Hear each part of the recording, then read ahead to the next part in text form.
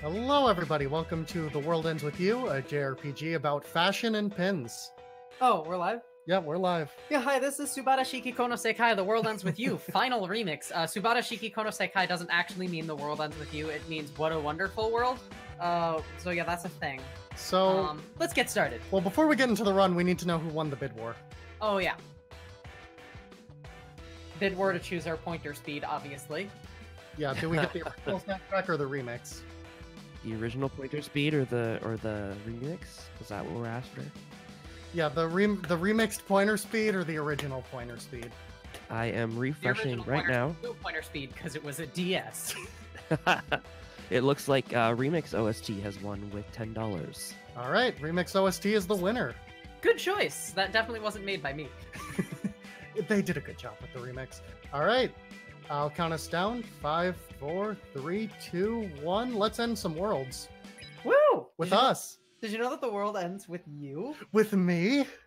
So yeah, hi, this is The World Ends With You. I'm protomagicalgirl, player 2. I'm not going to be playing for like 15 minutes. I'm Witch's Hex. I'm the main one. Yeah. But yeah, this is a really neat speedrun, because of the combat in particular is just like extremely fast-paced, dynamic, synchronized motion controls action. And finally, 2 generations after the Wii, we've reached a point when like motion controls don't suck. All the world needs is me. Like motion controls on the Switch are actually pretty good. So yeah. So you can keep So all right? here we're being introduced to our protagonist Neku, who is an annoying, miserable edgelord who sucks. Yeah, he takes a little while to not be a terrible character. Over the course of the next 3.5 hours, we'll watch his journey to become a less terrible person. I believe in that he can be the barest minimum of a decent person. Me too. Because that's kind of the only point he gets to. Yeah. Anyway, this entire game takes place in Shibuya, and we've just woken up in the middle of Shibuya of the big Shibuya crossing. The scramble. The scramble, that's what it's called. The scramborb.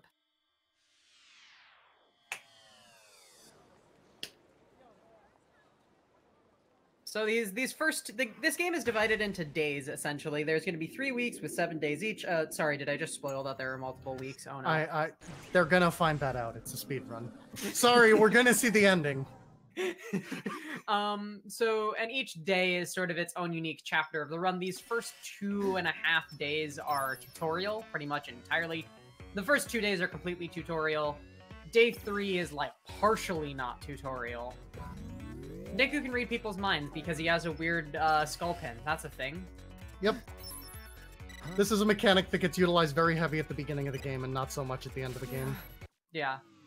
Alright, enjoy this opening animation. Just, it's good, have fun. What? Oh, that was not. Huh? Never. Yeah, first I gotta do our first fight. It's real tough.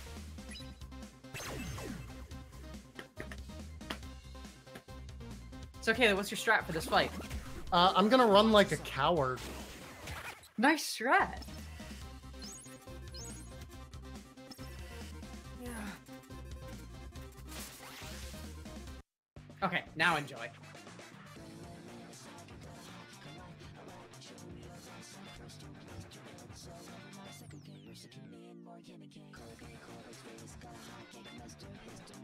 Here's all of our main characters. That doesn't happen in the game. No, it does not. At no point does Rhyme jump off of an exploding building. Yeah, so the graphics in this is the final remix, was released this year, compared to the 2007 Nintendo DS original game. It's been a little while. The graphics were completely redone from the ground up. The original game had pixelated sprites. This is high-resolution art. I mean, the definitions are blurry, but point being, it's completely new, redone art, and yeah, this game is freaking gorgeous. I know. Also, there are guns that are, they're cylinders.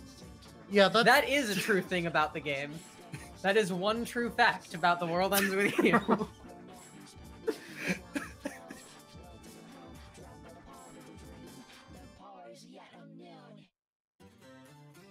Shoutouts to Tetsuya Nomura. Made a good video game. Made a really good video game. And several other really good video games that aren't this one. Yeah, this, the final remix is based on the mobile release of Solo Remix, but it does have a lot that was originally done for this one.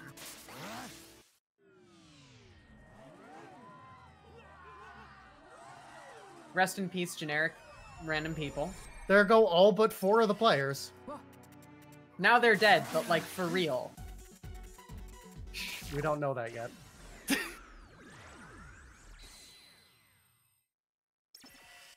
So that girl is Shiki. She's the best girl. She's the only likable character in this entire game. That's not true. That's not true. That's not true. She's the most likable character. Well, there's Rhyme also. Anyway, Shiki's a really good girl. So now you get to watch me burn frogs. That's what I'm going to be doing for a little while. Kill the animals. Kill the animals! I have to progress, yes. Kill the animals, save the reapers. No. Alright, so what I'm going to be doing for these early segments is I'm going to be moving to the left to group the frogs together. This way they'll stay in the same spot and I can get them with 1 fire pin as opposed to waiting to have to for it to respawn. I can hold down the button to make fire. Yeah, so in this game, you have these pins. It's sort of the way combat works. You point at the screen and do some sort of input command, whether it's tapping, pressing, swiping, shaking, whatever it may be, to activate the pin. It drains at some rate or after some number of uses, and then it has to reboot, which takes a really, really long time for a lot of these early fights, when it is possible to do so, our goal is going to be to be pretty specific and efficient with our pin usage so we don't have to reboot pins. I actually managed to bonk the wall there, which you can only do from a very specific angle because walking into the wall is supposed to trigger that cutscene. Neat. Huh? It doesn't lose time, but... It's also worth noting, in combat, you can only move with motion controls. You actually have to point somewhere on the screen and tap the move button. You can't use the joystick. Or the control stick, whatever you want to call it. So, like I said, we've got extremely dynamic motion controls-based combat. This frog is stronger than the other frogs. For no particular reason, they just made this frog stronger.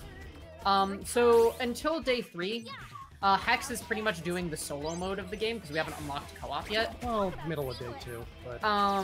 Right. Solo mode is essentially you get a partner pin that you can call with a specific motion action. And it will do an attack, and it's kind of slow. Once I get put in the game, if I do say so myself, it becomes a more exciting speedrun. Oh, that frog placement. Yeah, the frogs did not cooperate there. I mean, they came back together. Yeah. With how much health these frogs have, it's impossible to get it in just one. If you get perfect frog manipulation, you can do it in like 1 in a Shiki. Yeah.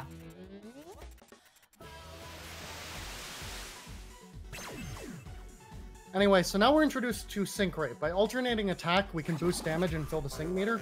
However, it doesn't actually give us the damage boost yet, it just fills the sync meter. Which we can't use yet.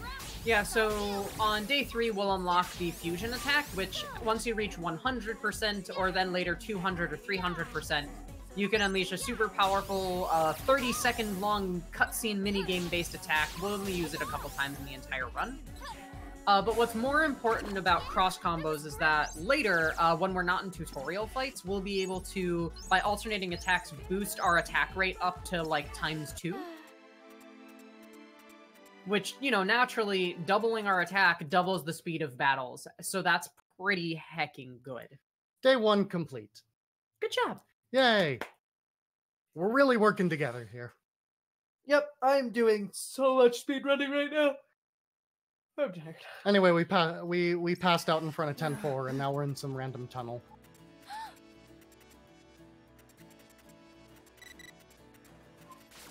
It's a good thing that neither Neku nor Shiki knows how to turn right, much like Zoolander. That sure is a joke I don't get. Like, that sure is a joke I don't get. Hey! I think Zoolander actually can't turn left, but... We are sitting in the same physical room. I am patting Hex on the head right now. We each use one Joy-Con. Although, Right I'm now, not I get to do some solo tutorials. So we can't read this person's mind, and we figure out that this person is a Reaper, who are the entities in charge of this game we're all forced to play for some reason. And we're finding out that some of these Reapers put up invisible walls and ask us to complete tasks to open the walls. Okay, I just drank water. Don't worry, stay hydrated, bot. I'm listening to you. Unfortunately, I never get a break from pressing buttons. Nope. So this set of 3 tutorials is essentially going to teach her, not me, because I never get any tutorials. Whoa, that one went left. Oh, perfect.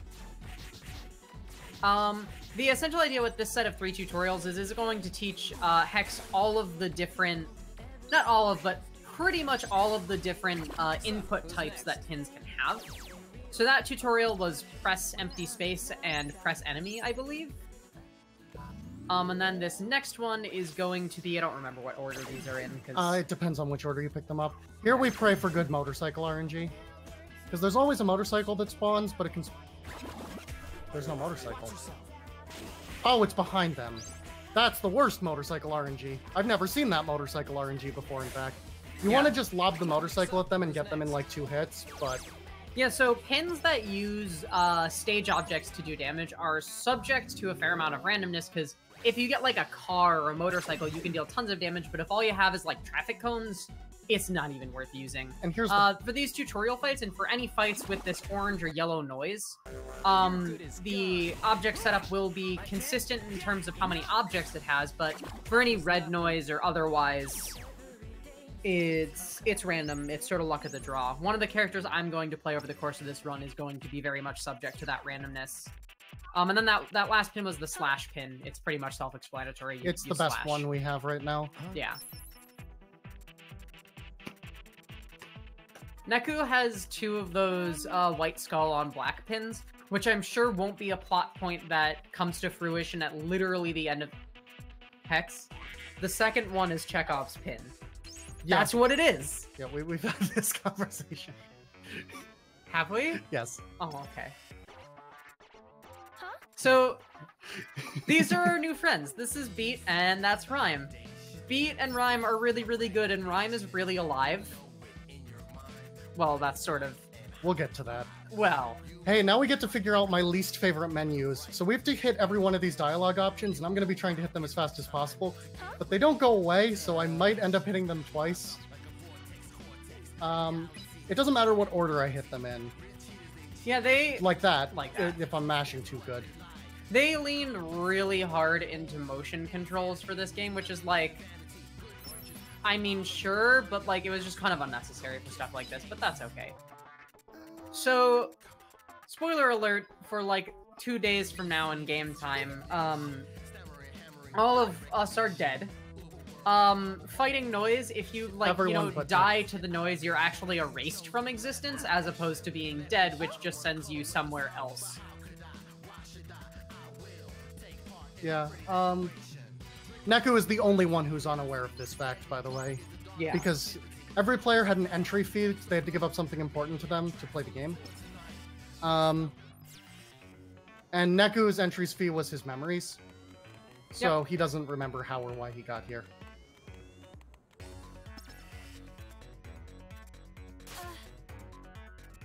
Alright, Alexis, are you ready for the hardest part of the run, controller pairing RTA? Oh, yes. Yeah, it's almost time for me to be able to play the video game. Alright, so we've unlocked co-op, which means that I need to do 2 things here. First, now this is actually fairly difficult. We need to lay the controllers on a flat surface or they'll decenter. We also need to make sure the player order doesn't swap. We played it kinda, slow and careful there. And then we're gonna equip our first 2 pins. So we're gonna equip Slash and I would think Flick, yeah. Yeah. So now I get to play the video game? So just take note of how much combat is going to speed up literally right now. I'm the pink cursor. Yep, I'm still the blue cursor. You're good as gone.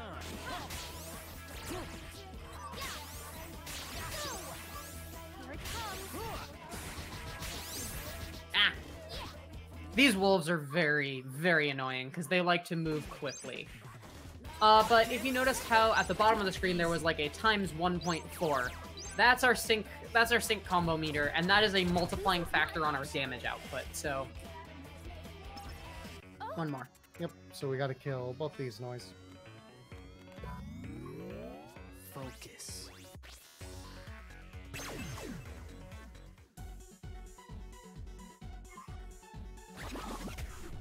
This won't be hard.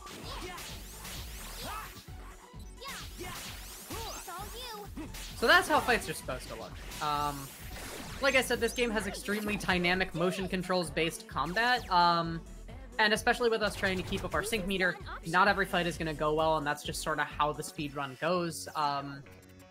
That's by far the most interesting part of the speedrun, is just trying to optimize all of this combat. Optimize our pin choices, optimize our synchronization, pick what order we do enemies in, stuff like that. So we just set our level down. So in this game, every essentially drops you get from battles are percentage based. And there are various ways by which you can get essentially drop stars, which you sum them all up, and that's essentially a multiplying factor on the percentage rates for drops. So for every level you're below the your intended max level, you get a drop star. Later we'll get the ability to chain up to 4 battles in a row.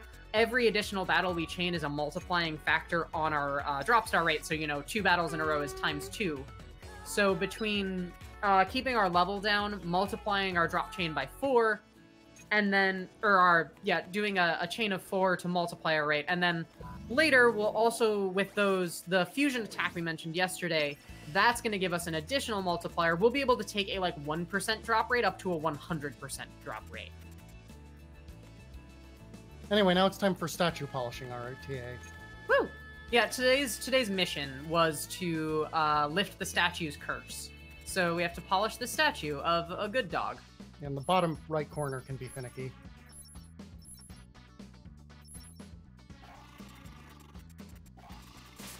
So now we got some more dogs. This fight's great, because look how close together they all are.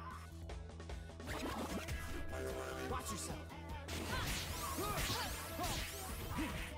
Thanks for coming back to us, Pupper. When enemies are spaced well, and when we're fighting well, that's what fights look like. They're just super, super duper smooth and super duper quick. Losing's not an option.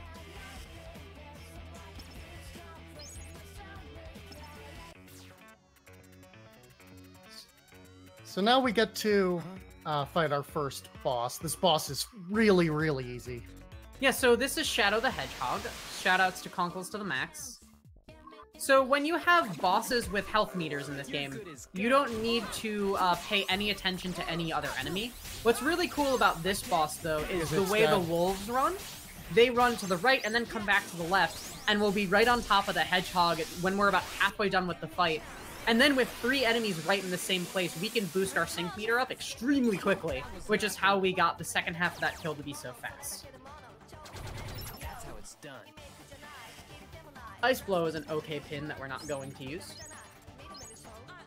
Yeah, it's not that good. Alright, so for an update on the plot, this is Suzuki. She's a Reaper, as you can see by the black wings. She walked in here and was like, "Hey, Neku, I'll make you a deal. You murder Shiki, and I'll let you out of the game." And then Neku was like, "Okay, yeah, sounds good."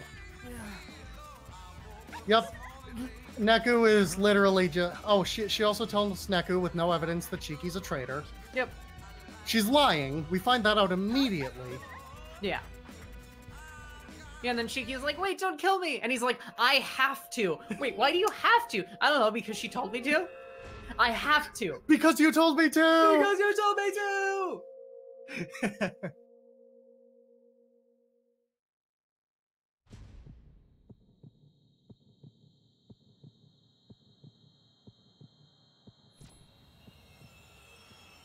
For the record, none of these people can see this. Yeah.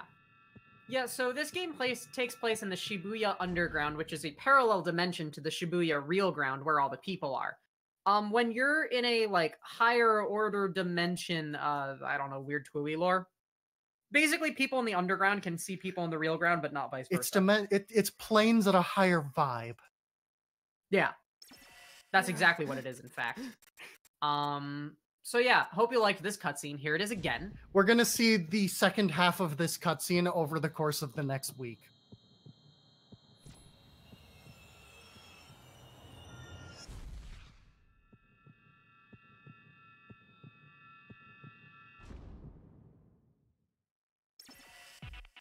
For the record, we did play it up a bit. Neku doesn't, like, not hesitate or anything.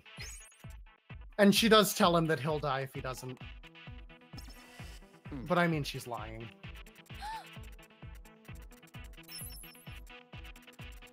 So here's the second half of this cutscene with the introduction of our boy, Mr. Hanakoma. Yeah, in case you thought Neku came to his senses, someone had to tell Neku that Azuki was lying.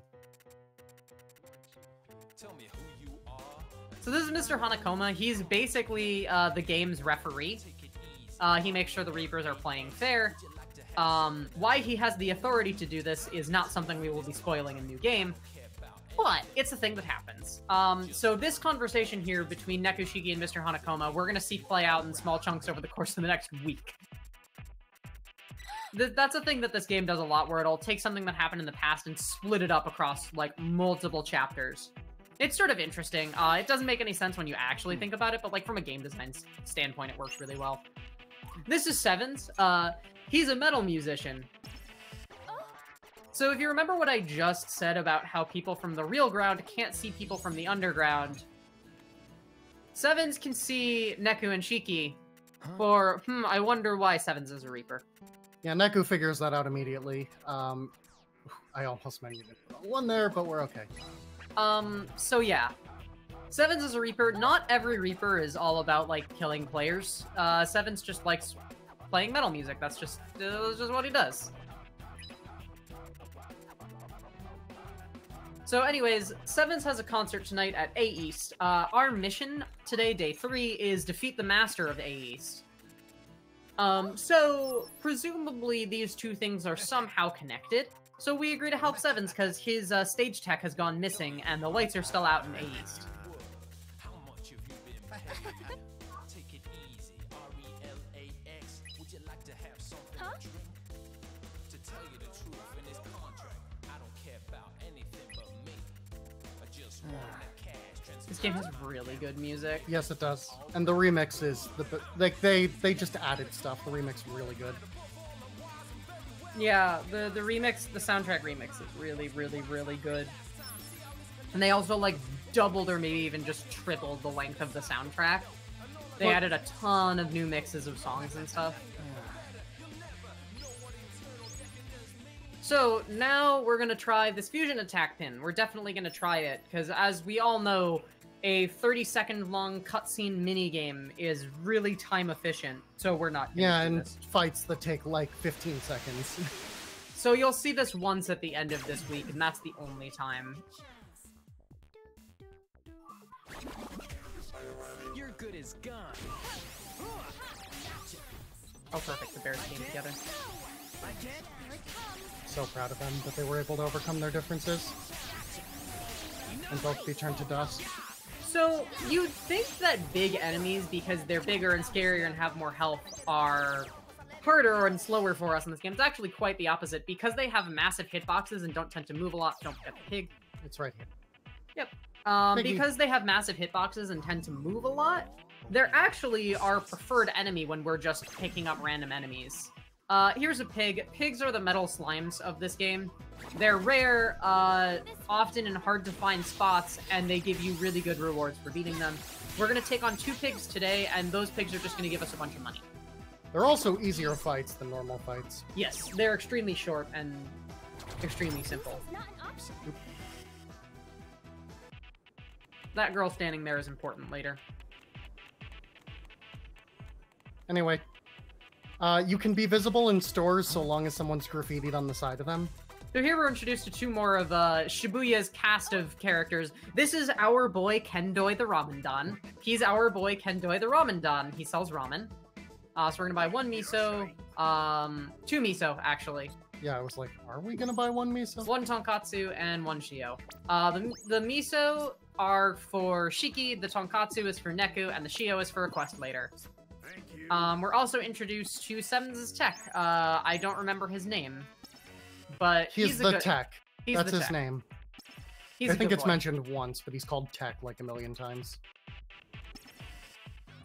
So Neku is going to eat this ramen. Yep. So food in this game, Kaylee, want to explain food in this game? So food basically works every time you do a battle, you take a bite of the food. Every bite of the food you take, or once you finish the food, you get a stat boost, like a permanent stat boost. There's four different stats, two of which we care about. There's attack, defense, bravery, and HP. We don't care about defense or HP because they don't make things faster.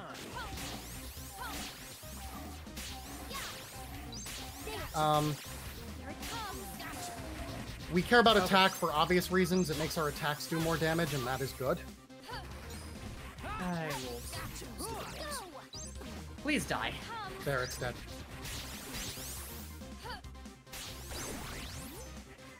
That was nothing. Yeah, and bravery lets you equip better gear. So Neku needs to wear an item at the end of the game that costs 75 bravery, so that's his goal in bravery. Shiki starts with a very high bravery to begin with, so we never have to touch her bravery. Yeah, so our eating and fighting in this game is very specifically routed out to ensure that we reach the braveries we need for every character, and then maximize attack otherwise.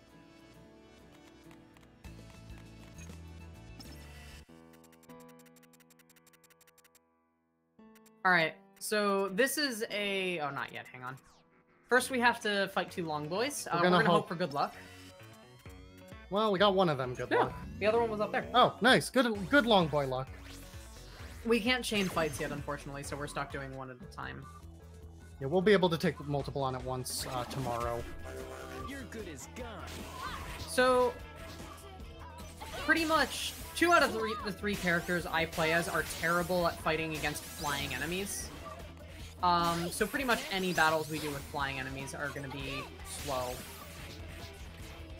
Luckily, there aren't a lot of them. They're also just hard to hit in general, Yeah. even beyond the fact that your attacks are bad for them.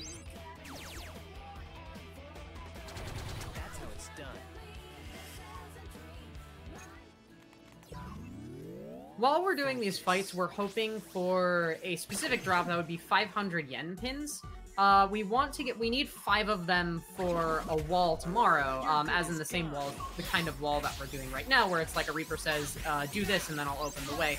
That's gonna happen pretty much every day of the entire game. In some form or another, so I believe tomorrow we need 2 1000s and 5 500s. We're hoping to get the 500 drops now. We're getting the 1000s from the pigs. Losing's not an option. Well, no, the pigs are for 5,000s that we spend immediately. But you get the... No, we have to grind for the 1000s still. Yeah, there's nothing that drops 1,000s.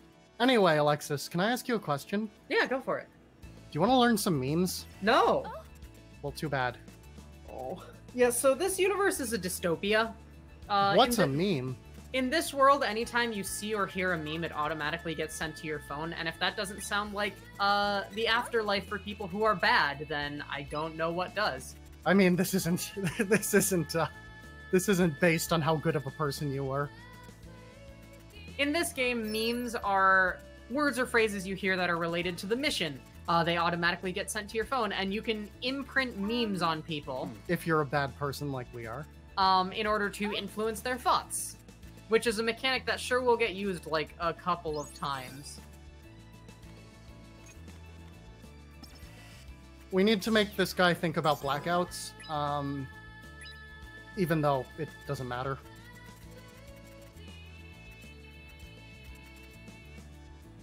So, we'll come back to that in a bit. We need to imprint that person with the fuse meme, which we don't have yet. We might need to go to a dark, dank place to get some memes. Yeah, we're gonna have to go to a dark, dank place to get some memes. But before that, we have another cute pig to fight. Boink, boink. Look how cute they are with their rosy Do cheeks. this, Neku. No! Bling. Here it comes. Talk about seamless. Losing's not an option. So we could imprint blackout on him. It won't do anything. It'll tell us to go find something better. But fortunately, this person in here In this dark, dank place. is thinking about meaning fuses. about fuses. Hey, Hex, wanna hear a good meme? No. fuse. Ah. Oh. Can I interrupt Dude, with some interesting news? Quest, we're gonna go over. Yep, go ahead. I just got confirmation in chat that our emote is now live, so you can now use Power U2 Comfy in chat if you are a subscriber to our channel. Neat. All right, emotes are live. You heard it here. Go subscribe to the channel. Oh, subscriber emotes are live? Yep. Yo, sick. So while that was happening, that I couldn't hear, because I don't have a headphone in. Oh my gosh, I need the spam mushy. We, in addition to getting the fuse meme, we also got the meme cough drops, which is for a side quest that we're going to do right now. The cough drops meme is going to give us a pin that we can sell for 20,000 yen, which is a lot of money in this game. 5,000. I think it was just 20,000. Maybe it was. We'll find out. In any case, we got this all routed. We're going to sell our 3 5,000s now, though, to go shopping. No, so in this game, fashion is a big deal, as we're going to learn later. For now, we're just going to buy some really cheap, like, Mus Radis is basically like the Target of this world in terms of fashion. And then also we're going to buy 8 ice cream cones and carry them around for several weeks. Welcome Don't to think about it sunshine. too hard.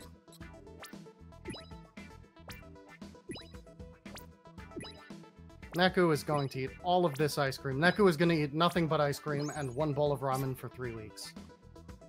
That's not true. We'll also give him some pills. Come again. Anyway, we're going to equip those t-shirts we just bought. Neku gets the yellow one, Shiki gets the brown one. Neku can't wear the brown one because the bravery stat's too high, but Shiki starts with really, really high bravery, so she can wear almost any gear in the game off the bat. Yep. So we did the cough drops meme, which has made the tech run off to go find some cough drops to give to Sevens because his throat was hurting. He's incompetent, so we have to go watch him buy the cough drops.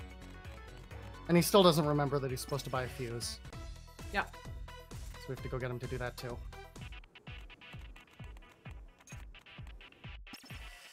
Subscribe right now for Power U2 Comfy. And once again, we have to watch him shop. So you can't shop at this store, by the way. They think you're not cool enough. Basically, yeah. Now that we've done all of that, day 3 is rather complicated. Now we have a boss fight. This boss is a huge pain. So what this boss's gimmick is, they sort of weirdly translated this from some DS stuff that I'm not going to get into, but essentially the lights are going to be out, and in order to turn off the lights, I have to move up to the top area and kill some bats that are on electric wires. In order to do this, I have to execute a 3-hit combo on this boss. The game does not tell you this at all. So we're just going to hope for the best. This is not easy. And we're going to have to do this twice as well. Yep. We used to use a sync attack to only do it once, but it turns out it's just faster to get it in 2 cycles because the sync attack animation is that long. So the boss always starts in the first place. So as a speedrunner, you know where it's going to be. Unfortunately, that's not the case casually. Here it comes.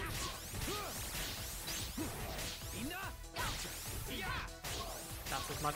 Oh! I didn't know you could one-cycle that boss. Me neither. Holy Apparently, heck.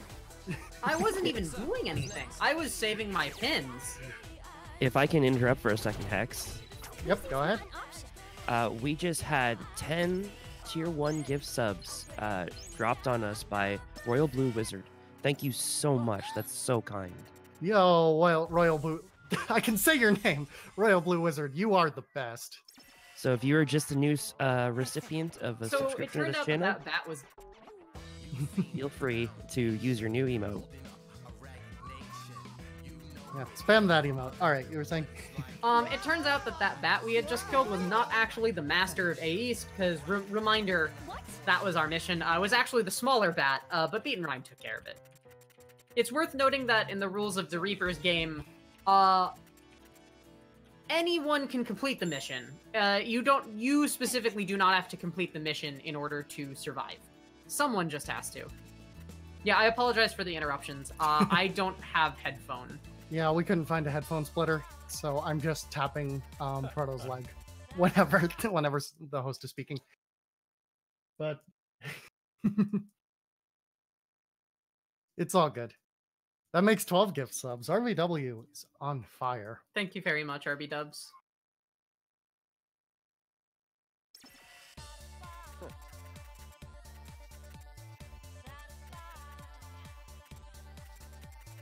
So here are some mysterious, shady figures who will presumably be relevant in the plot later. One thing worth noting, if you noticed in the background of that cutscene, there was a big poster for D&D. D&D is one of the stores in this game where you can buy cool clothes. In this game, fashion trends are a thing, as we're going to learn, I believe, today. And the cutscene backgrounds actually change to reflect what's trendy in every particular area, which changes over the course of the game based on what actions you take, which is super cool.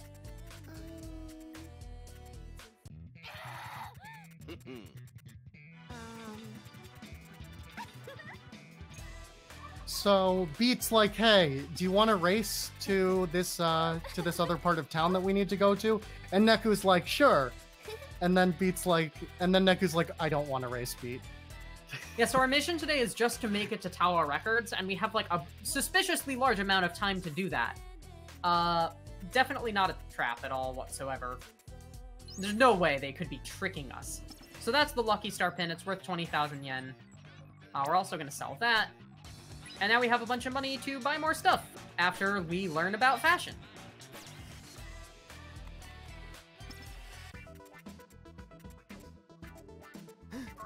One thing I really like about this game is like the cast of side characters. Yeah, there are a bunch of you can find a lot of these side characters just on off the beaten path, and they'll kind of share updates with their like personal stories over the course of the game. And everything like sort of like comes together. Like you have all these sort of disparate characters in week one, but their stories start to like weave together, and they do a really good job of, you know, kind of creating a Shibuya for you. Even if that Shibuya is, you know, just the backdrop of this game that you're playing. Both the game that the characters you're playing as are playing and the game that you're playing. It's really nice. Like, all of these characters that you're seeing this week in the background are going to keep coming back. And it really builds this feel of like, yup, this is Shibuya. Ah, I did the thing. Oops. It's really easy to do that. So anyways, that being said, the tall, fabulous person, his name is Prince. aka Oji Eri. You're gonna buy 2 Alives. Well, first, and the star cap and the 2 Shihi stickers. Come on in. Uh-huh.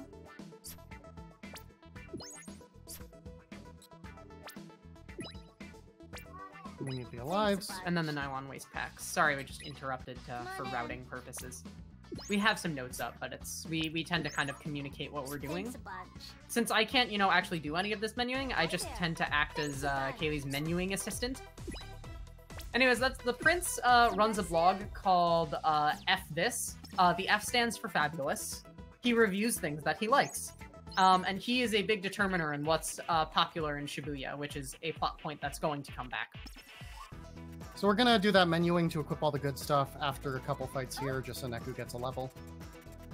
So there's 2 different enemy types that can drop the pins we need. There needs to be the blue frogs will drop 1,000 yen pins. So we're gonna fight blue frogs. Yeah, you can get blue frogs in either the frog-shaped noise, believe it or not, or the long boys that we fought earlier, which typically have frogs and wolves. Will almost always have a blue frog Alright, spawn. now we can equip our good gear. We already have enough 500 yen pins, so we're not going to have to worry about grinding for those. You can get unlucky and not see any, but it's very unlikely that you won't get enough.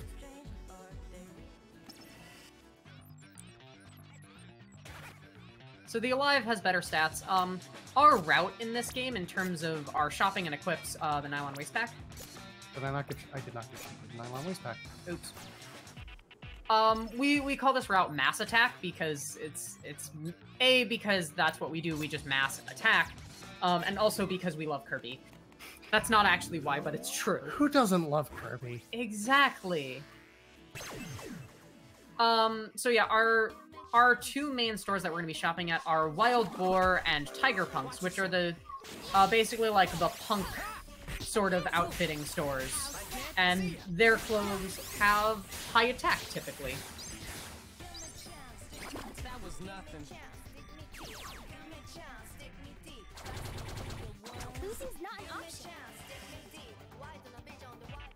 Anyway, we don't actually have to see the objective before we can do it. For certain, if it's you need to have this thing, you don't have to see the objective, not but yet. for other things. Yeah, no, not yet. First, we need to watch this cutscene. Also, we can chain battles together now.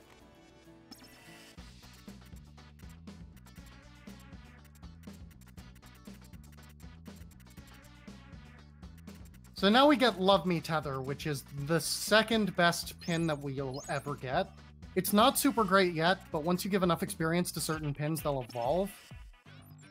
And the evolved form of Love Me Tether is really, really good.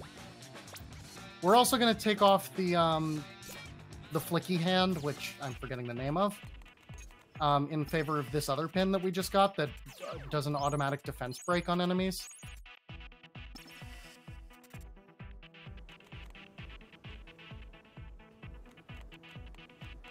Anyway, hey. Beat won the race, unsurprisingly. You want to know what I like about Rhyme? How she's gonna be totally okay right now. Yep. Let's just my go. favorite part of Rhyme is the part where she's not erased from existence. How much of a loser do you have to be to die twice? I mean, honestly. We've gotten so mean.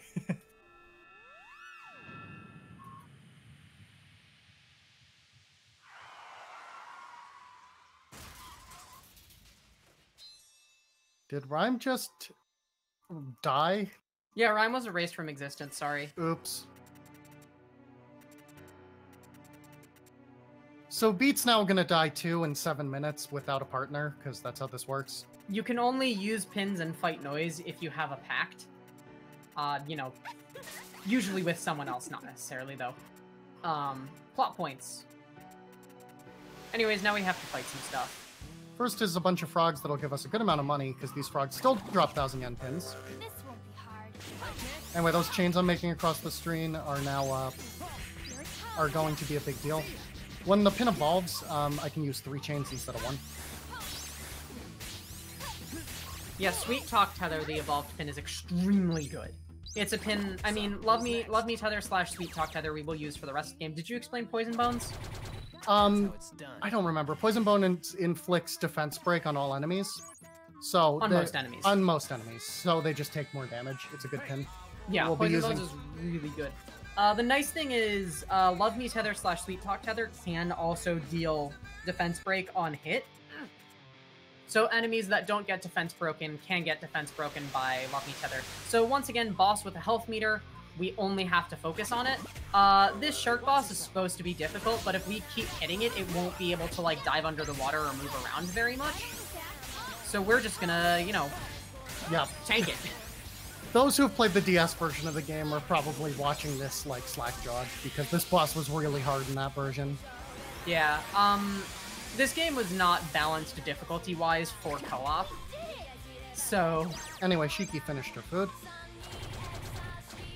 Losing's not an option.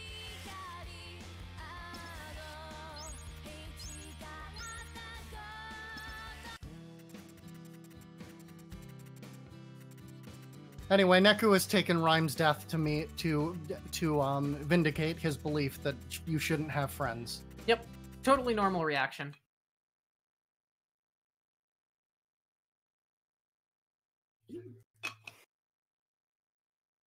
Reminder Anyway, to stay hydrated. Hanakoma took Beat off to go survive somehow, even though he's not supposed to.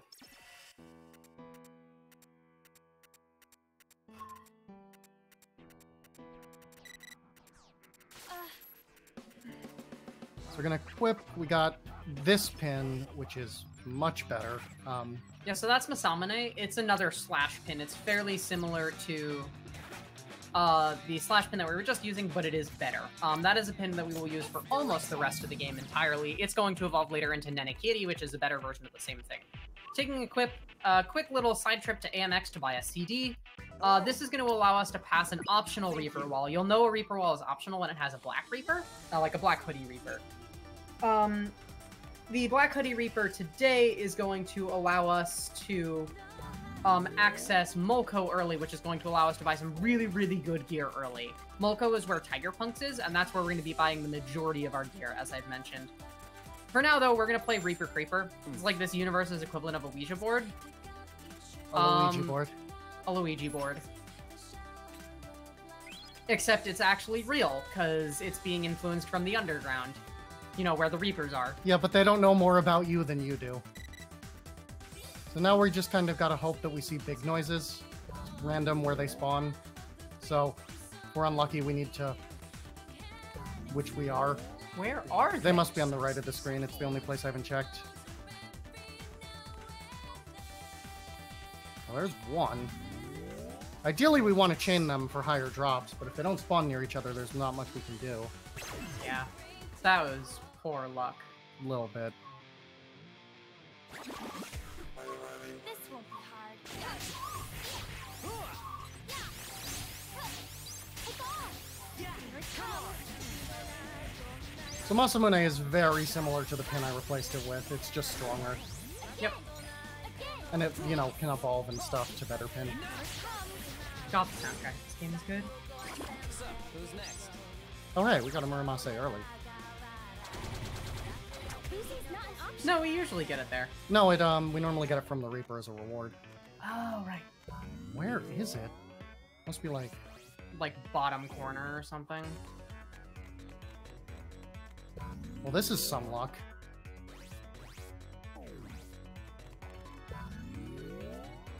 We're guaranteed 2 of them.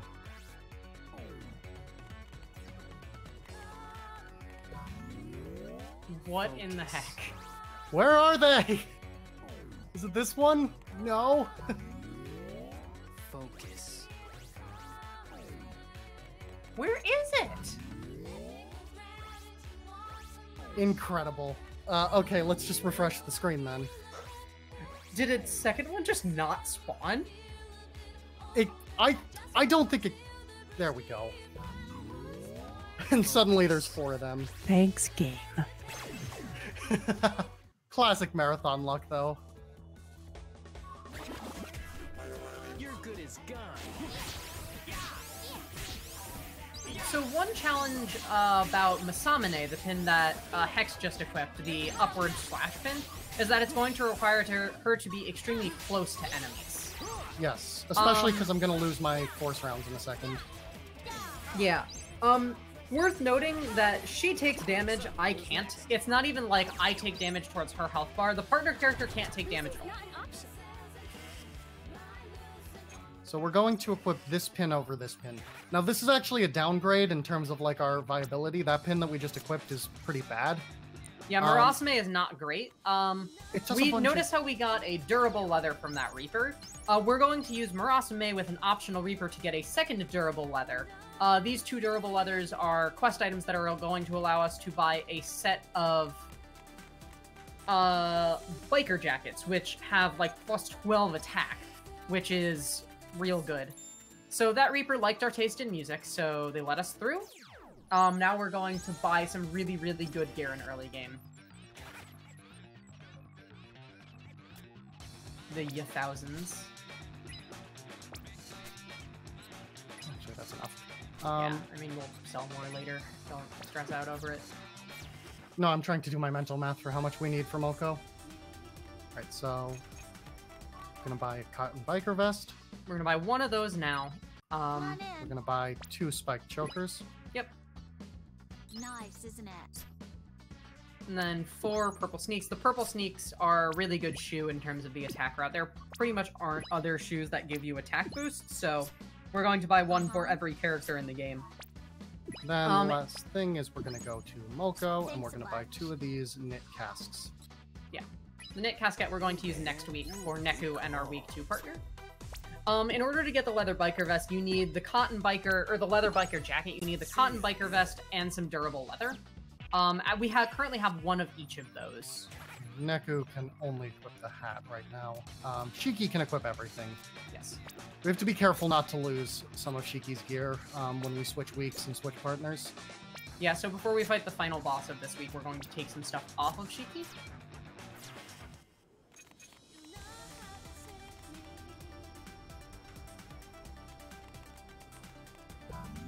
I need to fight any 3 things, and I just wasn't Yeah, getting a so good one to ideally we want 3 of the big ones. Like I said earlier, the big fights are really good because it's big, slow enemies that are easy to combo. Oof, I got weak brands.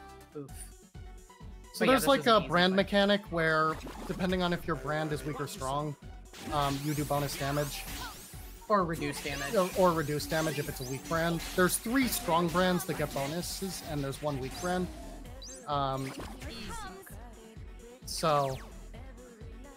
that's not really something we can control in a speedrun. We're just sort of at the mercy of it, but it never really makes a big deal. Like, we're still doing these fights extremely quickly with good sync. So if you haven't noticed, the reason this uppercut is bad is it does a bunch of damage, but you only get 2 uppercuts per pin. And my and the chain I have also gets 1 per pin, meaning that I'm constantly running out of pins for this point of the game. Which means that we're gonna drop sync a lot here.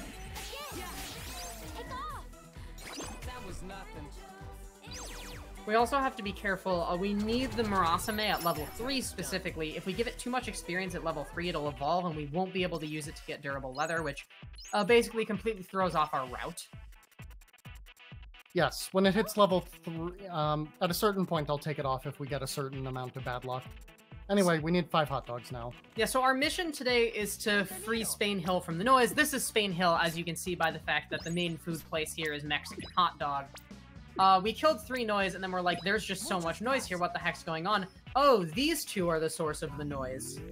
When you see orange noise circling around people, that noise is possessing them and giving them, you know, negative thoughts or something. Anyways, we're gonna kill it. Watch yourself. Level up. If you notice, these fights are going significantly quicker than the ones So, before. So a quick note about when I turn my level down. So, when you level up, you get +1 to every stat, except for health. I think you get like +5 or something. I'm not sure exactly. It doesn't really matter. It's health. Yeah. But when you turn your level down, you only lose the health. Yeah. So we're not taking any attack penalty for keeping our level down. But yeah, even just having the cotton biker vest is a huge boost of our attack. Like, these fights are going way faster than the fights yesterday were.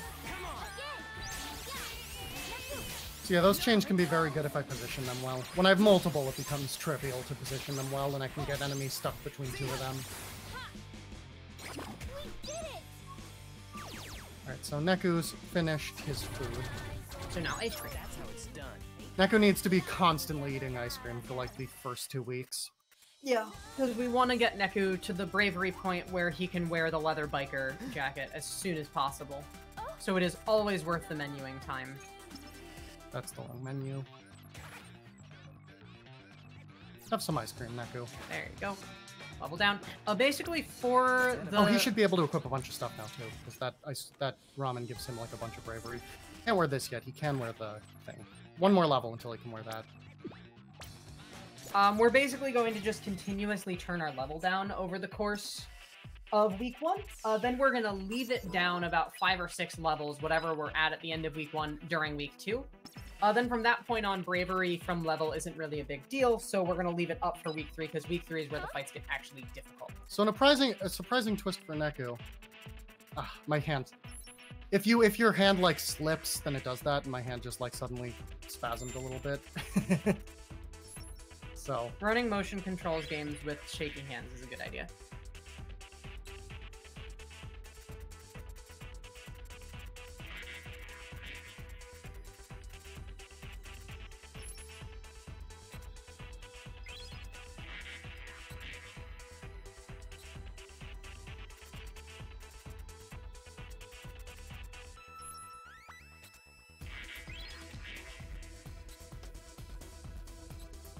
anyway, so it turns out that girl on the right was caught hanging out with girl on the left's crush, but girl on the right was actually buying girl on the left's crush or tickets for the 2 of them to go to an event together so they could hang out and probably date.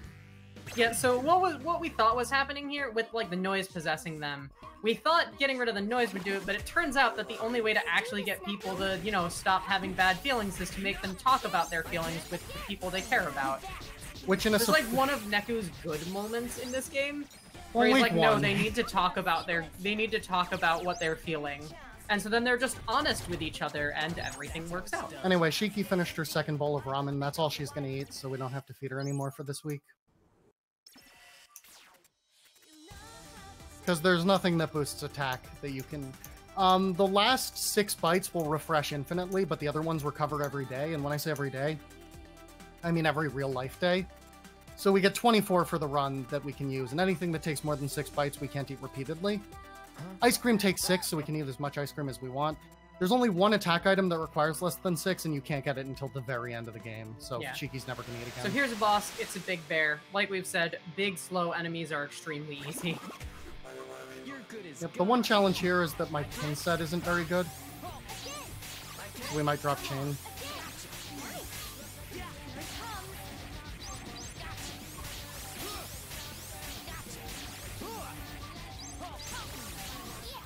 We Okay, did good. not. Yep, High five. it really depends on how well I can position the chains. Because if I miss a chain, I won't be doing enough damage while my pins recharge to keep the thing up. The World Ends With You is a game about eating ice cream until you're brave enough to wear dresses and cool biker gear. It's a great video game. Yeah, you have to eat a lot of ice cream to wear dresses, though, so unfortunately that doesn't happen in the run. No.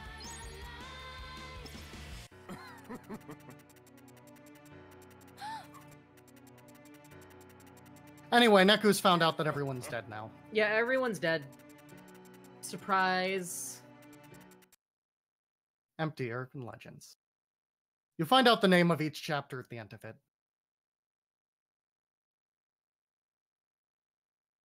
Dawn of the 6th day. Negative 72 hours remain.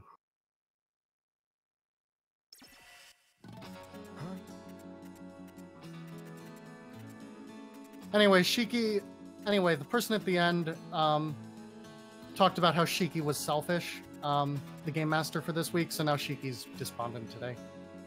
Yeah, Shiki has a problem with jealousy. She's jealous of her still alive girlfriend. best friend, Eri. Shiki's trans, by the way, just so we're clear on what's going on here. Shiki is trans, and Is what we like to she's believe. wonderful, and we love her. And her story is very iconically trans, is kind of...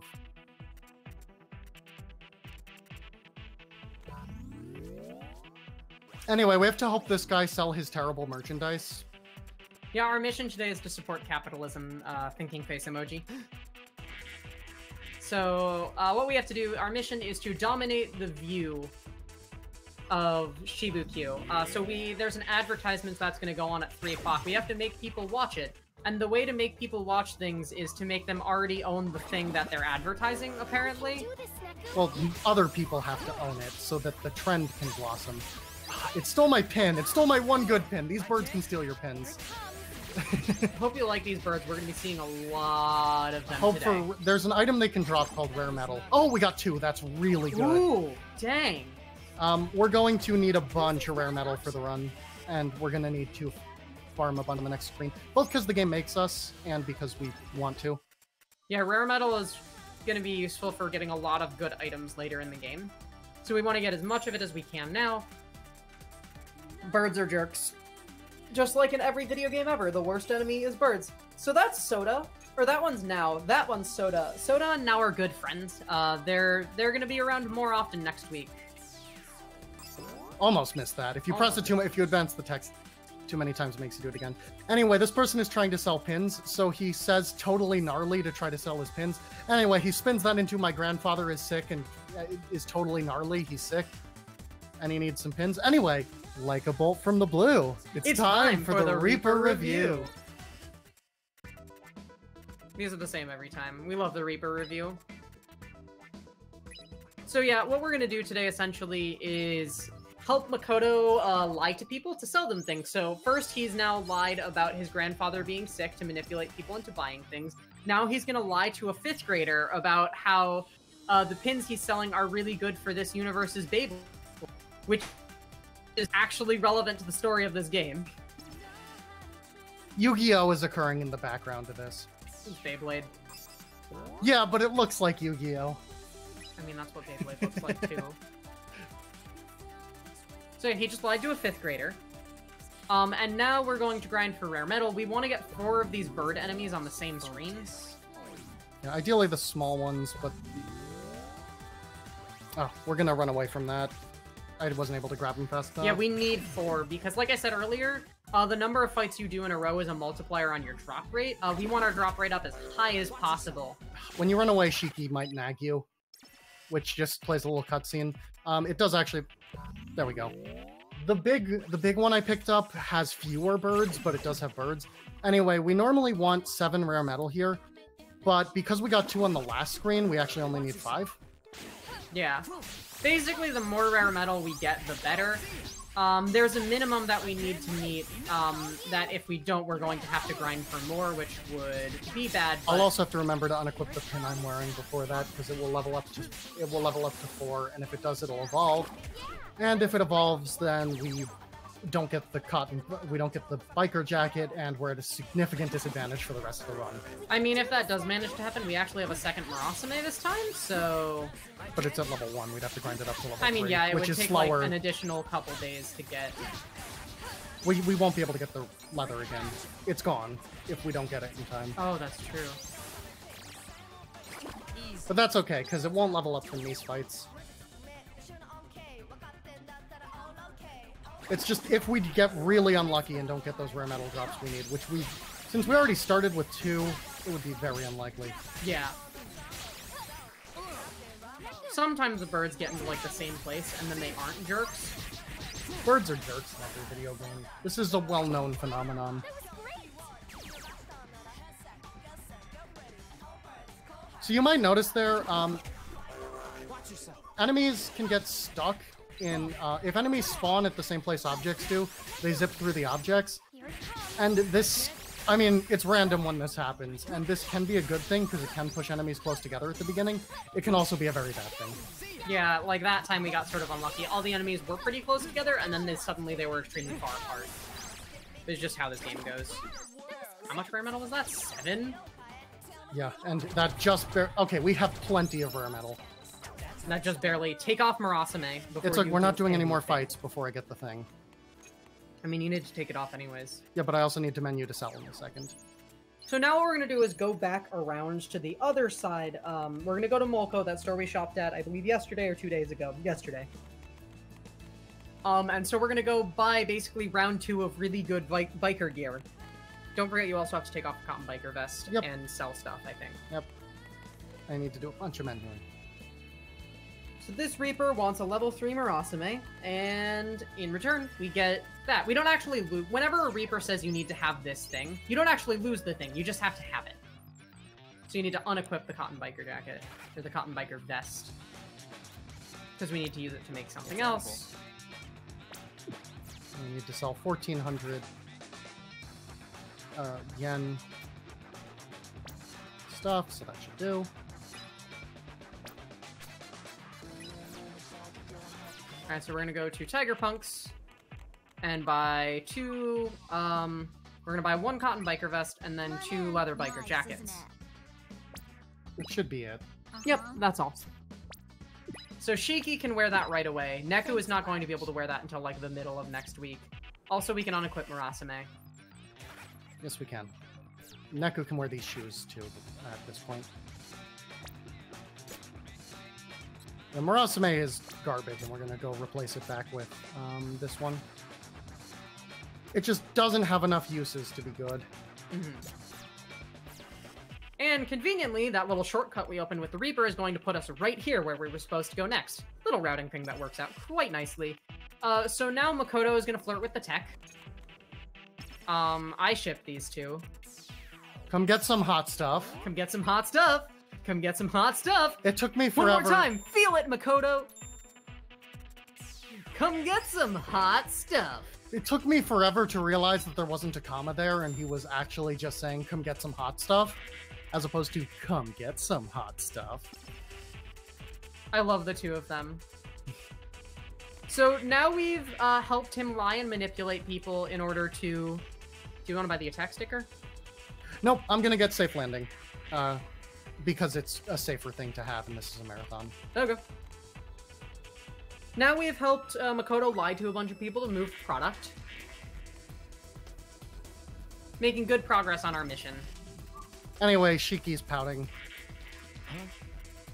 And Neku needs to provide emotional support. Which is his forte, as we all know.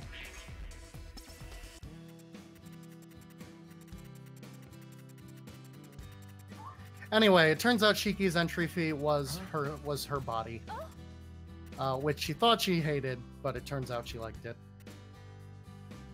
because she wanted to be Eri. Huh? Or not her body; it's herself. Yeah. Which is important. Well, like we said, Shiki's trans.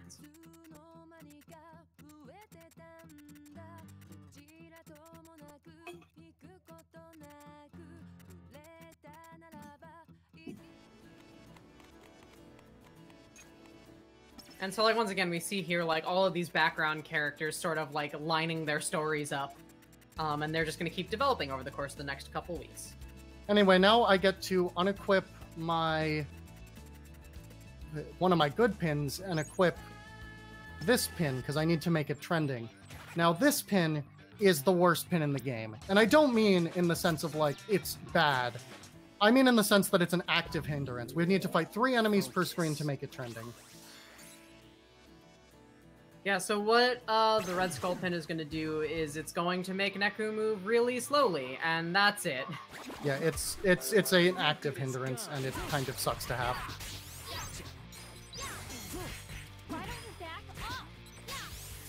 Double up. Yeah. That's the noise I like to think Neku is making. So a fun fact about those pins that we started with, they don't have brands. That's going to be important much later.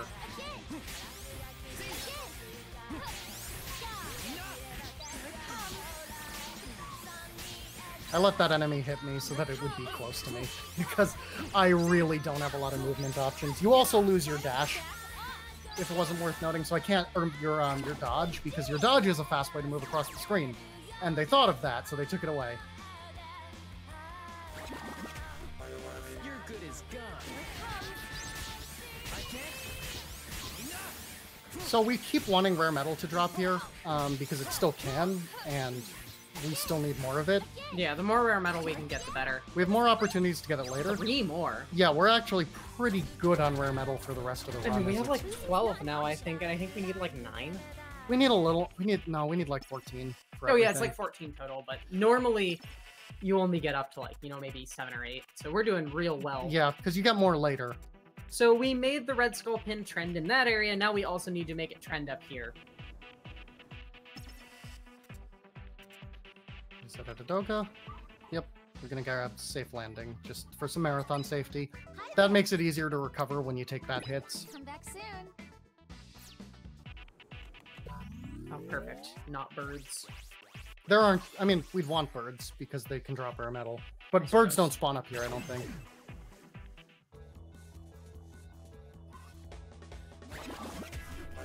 You're good as gone. It's all you. Here it comes. Don't mind me. I'll just stand here and wait for my chain to recharge. Talk about seamless.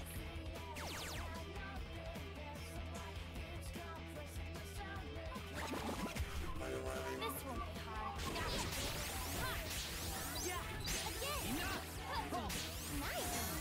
God, this game is so good. It's really good. Yeah. So, who's next? After we played this game casually, I bought the official Tui OST, and we listened to it in the car for weeks. This is true. And that was the. I mean, it was the original version because they hadn't released a remix OST, like CD, like official release yet. Yeah, I still don't think they have.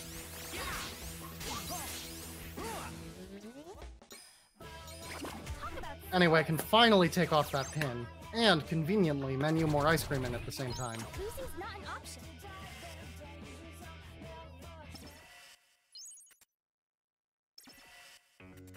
And so, okay, we did our best to make the pin popular. Now we hope that it's popular.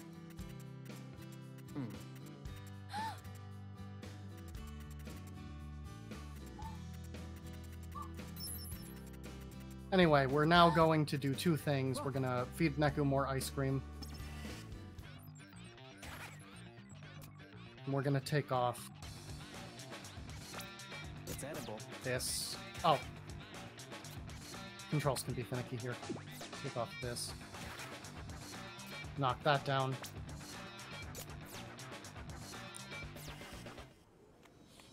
And we're going to talk to Shiki as we see if the mission succeeded.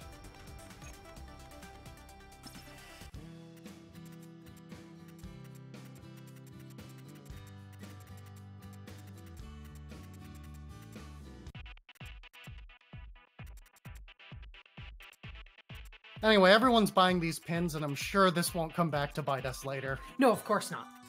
Supporting capitalism never comes back to bite you.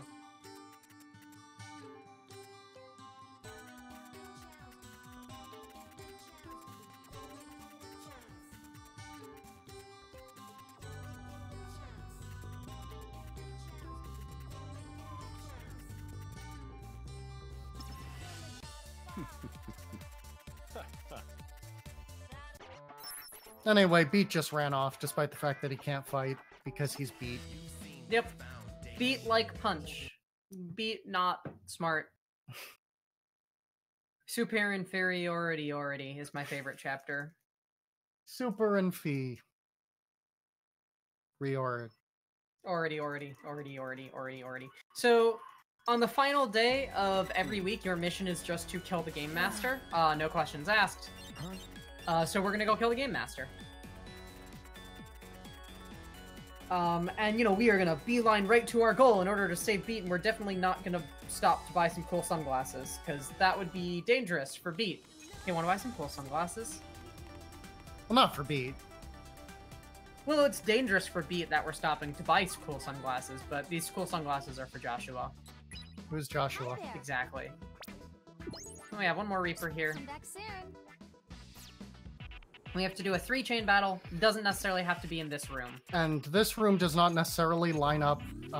It normally does, but you can actually get a version of this room that doesn't have enough Reaper or noise in a correct configuration to be able to hit them all at once. And with the luck we had earlier with the big boys, I was kind of expecting that to happen.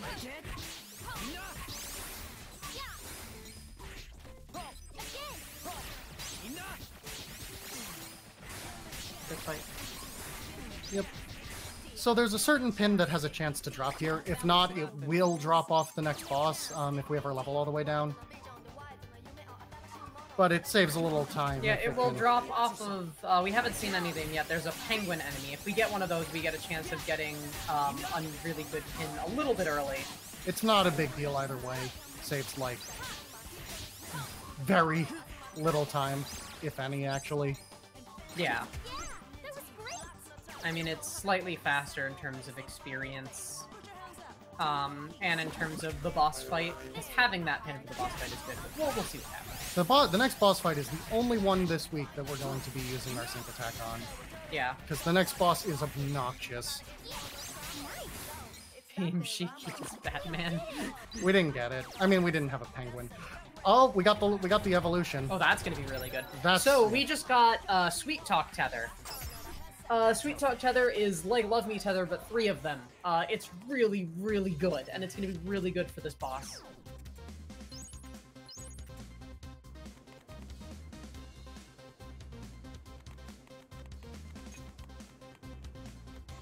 Anyway, so this boss is on screen for like a second at a time. First, we have to kill some birds. Be very careful not to accidentally hit the sync button. Oh, this would be the worst time in the game to hit that sync button. Yep. We do want to get our thing up to 200% if we can. Ideally with some We didn't sync... buy the 200. Yes, Oh, we yes, did. we did. We didn't buy the attack up.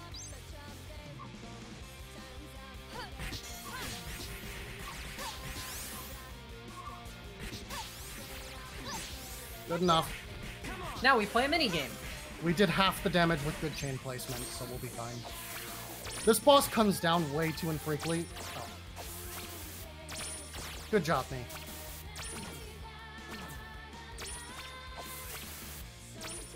It doesn't matter, it should still kill. This boss has very little health.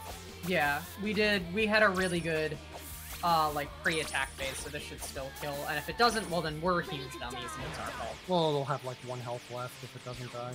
Yeah, Yeah. it's dead. That thing has an absurdly low. So when you do those fusion attacks, you notice it had the, like, 3.7. That is 3.7 times your attack rate and the drop rate. So hopefully with all of that combined, we're going to get a that. Yep, that is, I'm pretty sure that's 100% drop. Yeah, at that point, I think it is pretty much 100%, if not very, very close. So that's Lovely Beam. Lovely Beam is the second evolution of Cutie Beam. You can buy Cutie Beam at Kadoi City. We actually used to do that, but then we realized you can get a drop of it there. What's really cool about Lovely Beam is that it evolves 4 times total. It's Cutie Beam, Lovely Beam, Superfine Beam, and Innocence Beam, which essentially means it's going to keep up with our power level over the course of the game. Once we get Innocence Beam, it's ridiculously good. We're also going to move that in front because it And has unequip priority. Shiki's Biker Vest, replace it with an Alive. Alive. Beep. Oh. Beep. Yeah. And we're gonna... And level all the way up because this boss is rather difficult and marathon safety. Well, we turn it up even in normal runs. Yeah. This boss can do a lot of damage to you really fast, so we want the health. So yeah, we're gonna keep evolving Lovely Beam over the course of the game, and once we get like Superfine and Innocence Beam, it shreds enemies. It's amazing.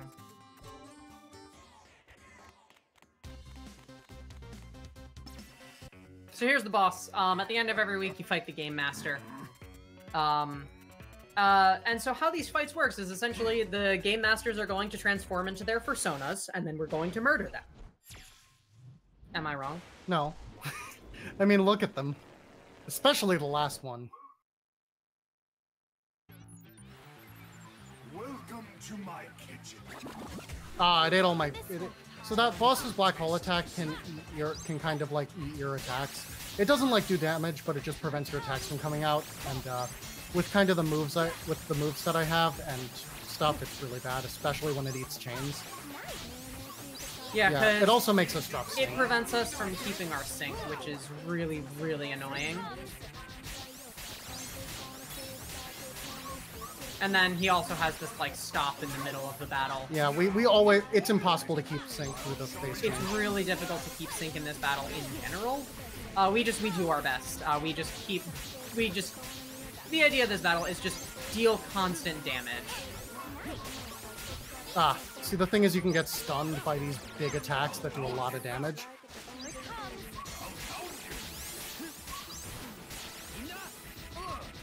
Like we said earlier, Masamune is a fairly Oop, I'm out. dangerous pin.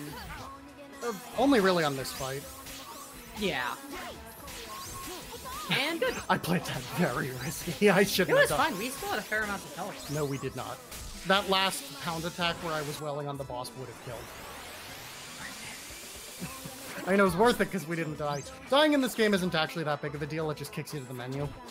Or rather, it just kicks you back to the beginning of the fight.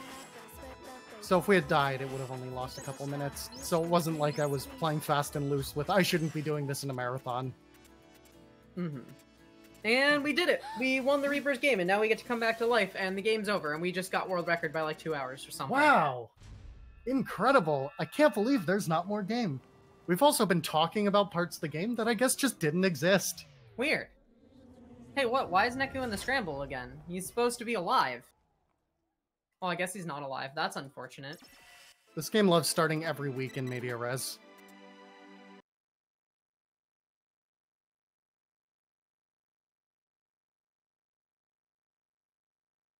So now it's time for week 2. On week 2, we're gonna cheat. This is no longer a real-time attack speedrun. This is a tool-assisted speedrun, because our partner is Joshua, who is a total gosh dang tool. Laugh at my joke, I please. love Joshua. I mean, he's a huge piece of shit, but I love him. I love Joshua so much. He's such a jerk, but he's great. Huh?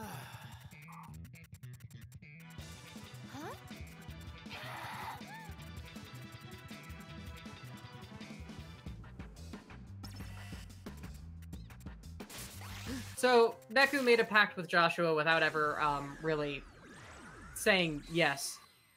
Also, I cannot play now. I have to wait for us to unlock Joshua co-op. Which is literally after one battle. Yeah. I have to do the first one myself. You're good as gone.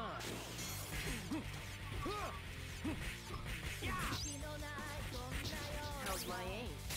So the partner characters, it's kind of honestly not super cool or super interesting for solo. The game is better on touchscreen than it is like undocked than docked if you don't have someone to play it with. Or you can play it 2P1C, which is still more fun, which is also a really fun way to play this game. Or 1P2C, my apologies. Yeah, if you're playing this game solo and for Final Remix, just do 1 player 2 controllers. I mean, or undock the Switch, either's fine. Yeah. This is Joshua. We're gonna try and scan his brain, but Now he's a player, so we can't. Except for we totally can, which is weird. Yeah.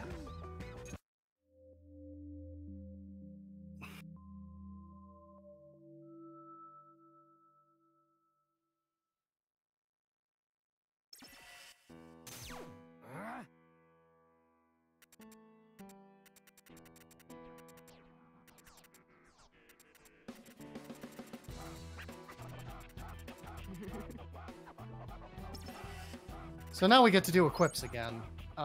So first we're going to turn our level back down because we still need more money. Neku still can't wear the biker vest, but it is time for him to eat more ice cream. Joshua can wear a biker vest right off the bat. He needs a hot dog.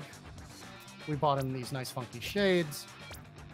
We bought him this knit casks, and we got him these purple sneaks.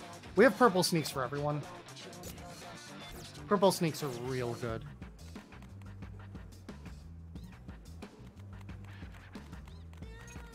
Anyway, we need to do the tutorial fight where, of course, it tells us about Joshua's minigame. That we're not going to use until the final boss this week, I think. Yep, we use this exactly once.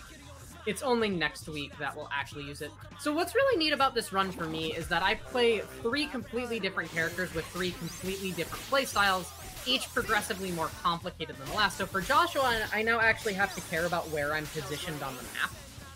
In addition to, I have to actually be able to, like, aim on the fly.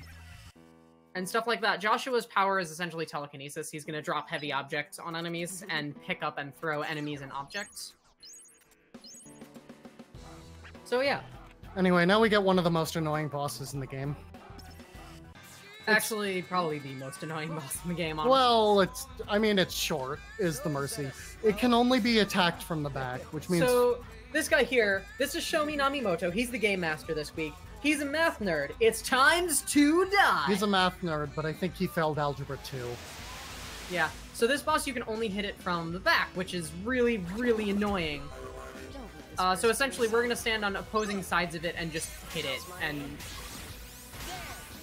There we go. It doesn't have a lot of health, despite its looks, though. No, the second Joshua pin, Higher Telekinesis, where I drop like a wave of stuff, is extremely powerful. It's just, I have to aim it. Easy. Shomi Namimoto is great. He's one of the best characters in the game. So Zeta Slow! So Zeta Slow! It's times to die! Half-blind hectopascals! Sine, cosine, tangent! Sokatoa! Zeta fun times! We love Shomi Namimoto. I love doing impressions of the characters in this game. You're out of your vector! And who can forget about Joshua? Come on, Neku. Neku. Neku. Neku. Neku. Infinity!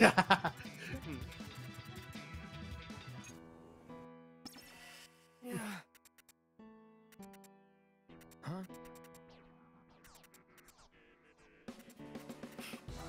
Yes, you are.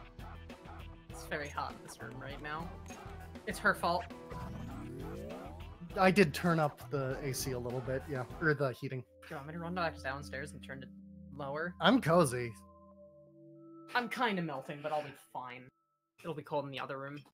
So, whatever. Our house is extremely unevenly heated, and it's a problem.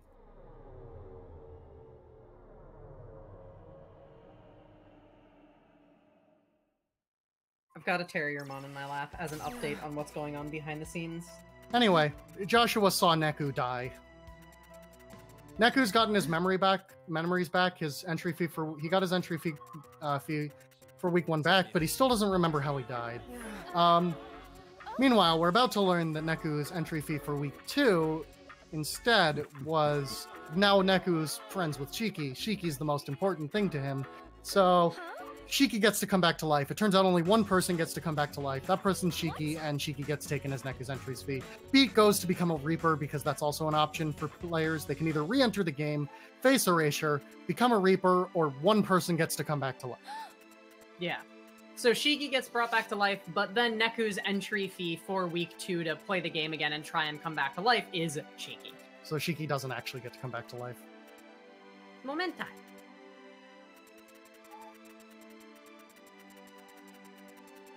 Anyway, Neku's now Mr. Friendly Friendington, loves his friend, trusts his partner, and that's put to the test with Joshua, the worst kind of person. Yep.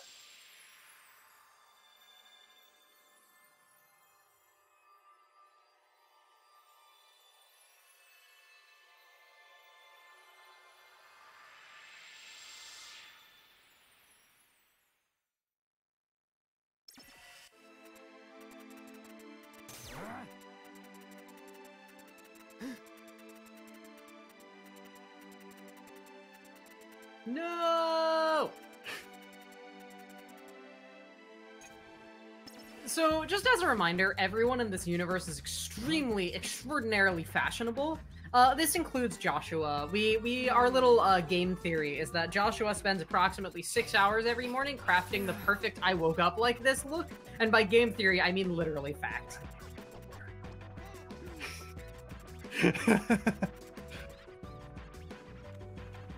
Anyway, we're going to go into the store, and we're going to go into this fancy place, and we're going to buy Joshua a fusion boost. We walk into the, like, $100,000 suit store and buy a sticker and leave. Yeah, we literally can't buy anything in that store. The cap on our money is too low.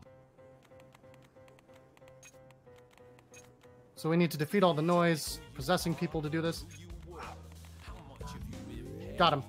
Those orange noise that, like, rotate around like that are kind of a pain. Those two are hard to get in one battle. G-Proto, isn't having a Terriermon plush in your lap making it extremely difficult to play a motion controls-based video game? Not if you're a coward. Put it down. It's honestly not inhibiting me at all. Because of the way Joshua works, it's really easy. There we go. Anyway, these ones can still drop rare metal, so we're going to hope for a little more. We don't need too much more. So, like I mentioned last week, what objects you get to spawn in a battle are random. So now that I'm playing as Joshua, whose primary ability is objects, I'm sort of at the mercy of drop luck. Also, picking things up is rather difficult in this game. It doesn't work super well. Sometimes things can get glitched at a 10-degree angle. And if that happens, then you can't pick them up anymore. We like to believe that every object in the city belongs to Joshua, except for the ones that get stuck. Those are not Joshua's things. Yeah. A lot happens at once in combat in this game. I think that's what's really cool about this game is the speedrun, in co-op especially.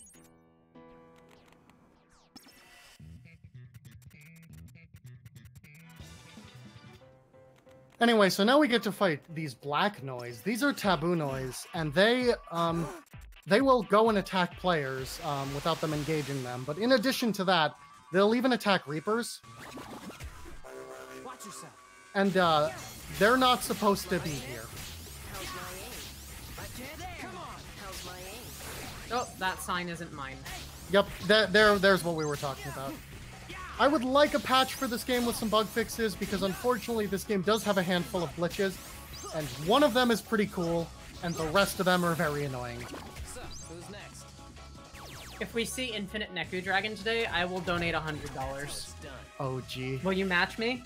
I don't have a job right now. That's I can't fair. afford that. Infinite Neku Dragon is an extremely rare sprite loading glitch that we have no control over.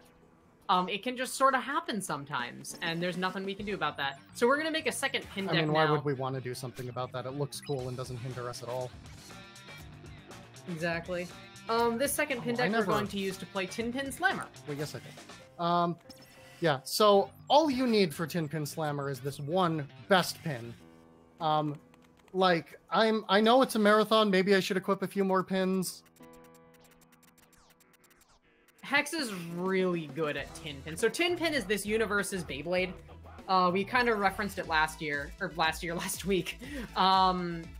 And today's mission is to win the Route 5 AU pin, or the square root of 5 AU pin, which is the gold pin from Route 5. Molko is Route 5, so we have to win this tin pin tournament and get the pin. Yep. Yep, alright, so I've only equipped one pin. It might have been smart to equip a few of them for this marathon, but you know what? I think we can do this. I believe in you. Kaylee, you lost! Oh, I lost. I mean, that was just the tutorial, so, like, it's not Yeah, a big no, deal. that one we lose on purpose. Just sandbagging.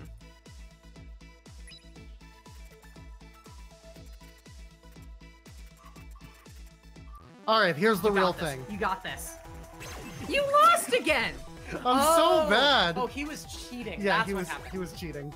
It's okay. He was cheating, so he gets disqualified. It's okay. I'll win in the finals. Yeah, so Yammer cheated. So Neku moves on to the finals.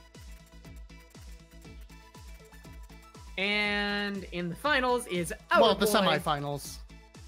The semifinals, Shooter Dan. And Neku loses. We lose in a cutscene.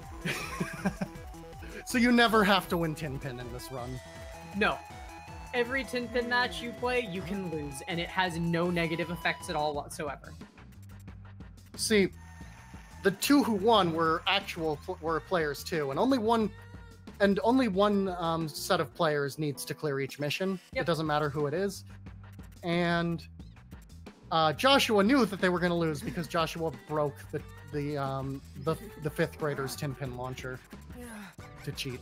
There was a mobile release of The World Ends With You, but it's not on any of the app stores anymore, and the game as it was released is so outdated that it won't work on modern phones, probably. Yeah, it's gone, you can't get it. It's been delisted, and it doesn't work on current OSs. QED!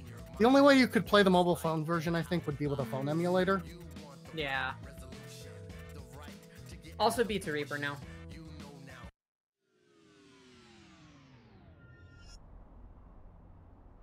Yep. Beats got wings.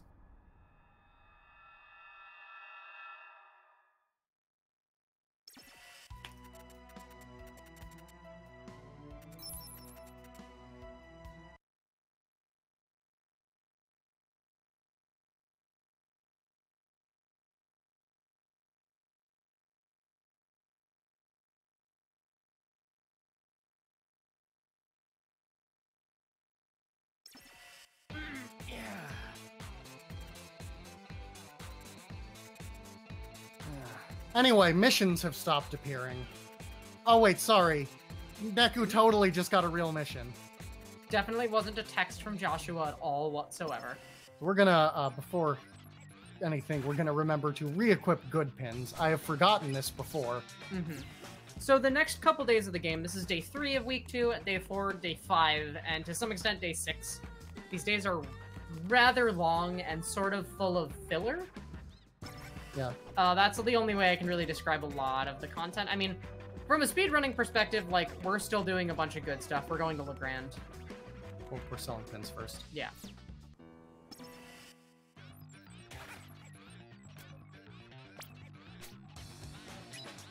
We're gonna make a quick stop at Kadoy City, Legrand. We're going to buy some clothes that we're going to use later. You're gonna buy 2 black stripes. Just 2 stripes. And 2 brown jeans. That's 1 pair of brown jeans. That's what you've just described. Yes, it is. We're also going to go to Musratis, and we're gonna buy this McDonald's hat. And we're gonna buy these like casual, comfy flip-flops. All of that stuff will be used later. So today is a lot of walking to places and passing walls. Yep. Those... Oh, we got all 3 in 1. That's rare and really good. We had even a 4th one. But we only need 3. That is rare. Usually you don't get that. Watch yourself. Is now an okay time to read some donations? Now would be a good time to read some donations, yes. Perfect. We have $15 from Mega Sapas. No comment. Thank you very much. We have $50 from Garby, 5 for the location reset I had to do, and 45 more because my RNG wasn't actually supposed to be that good. Anyway, novels are cool. Sounds like a good Vegas stakes dream. And Violet Moon donates $20 saying, I'm so proud of everyone involved in this marathon. You've really created something wonderful here. Power of Pride is easily my favorite speedrunning marathon. Lots of love. Thank you, everyone, for sending in your donations. We really appreciate it. I'm sure all of those donations that I totally just heard were wonderful and extremely generous. They were. I'll Thank also you so much for remind donating to support the Trevor Project. I'll also remind everyone that we do have a bid war coming up for The Legend of Zelda: Link's Awakening DX for the tunic color choice.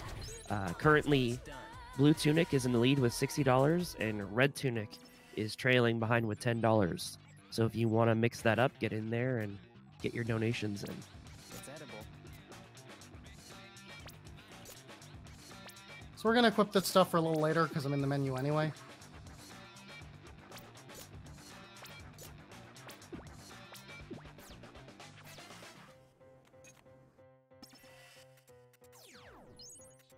Tell me who you are and who you were. How much have you been paid? Take it easy. Yeah, we're going to a new area here. Would you like to have something to drink? To tell you the truth in this contract, I don't care about Anyway, we need a pop pendulum here. just one that cash. The pop pendulums are dropped by green crabs. So if you remember how frogs were last week's kind of ubiquitous enemy, this week it's crabs. Yep. So there's something like a 90% chance of it dropping in one fight, but it can happen that it doesn't. So we might have to fight two. Please give me a thing.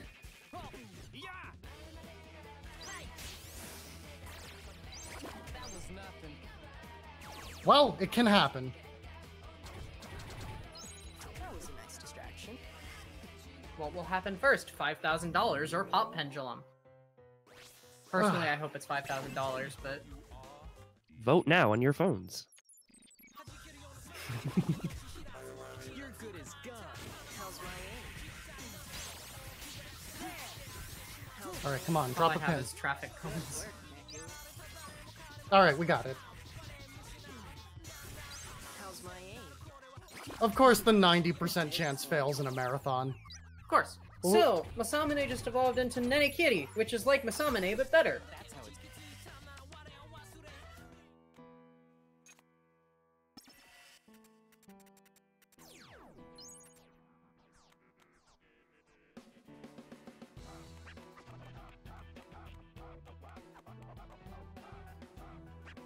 Anyway, it was a fake mission.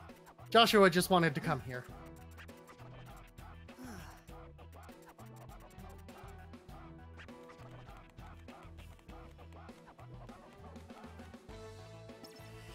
Anyway, Hanakoma and Joshua know each other.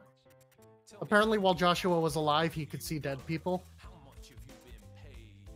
Take it easy. RELAX. Would you like to have something? And he just upgraded your phones with a scanner and a camera.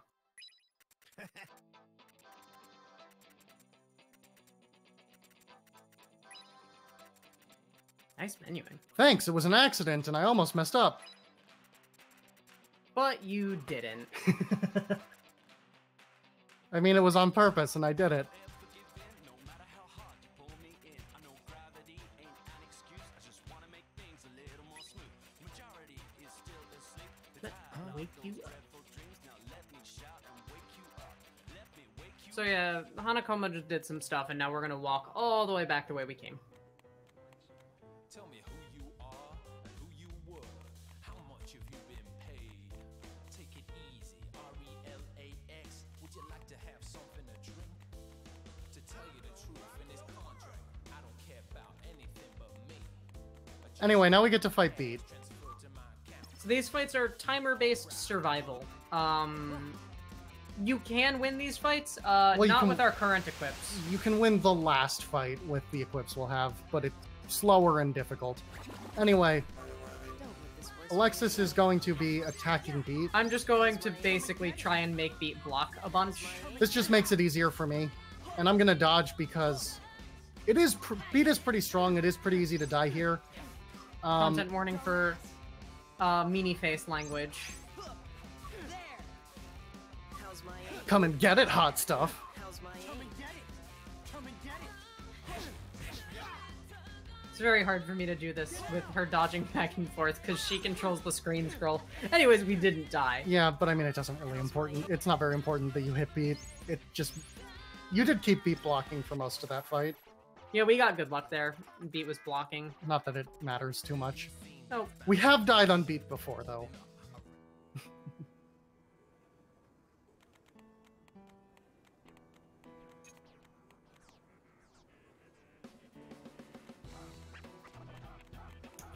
Anyway, now we come to one of the 2 worst walls in the game.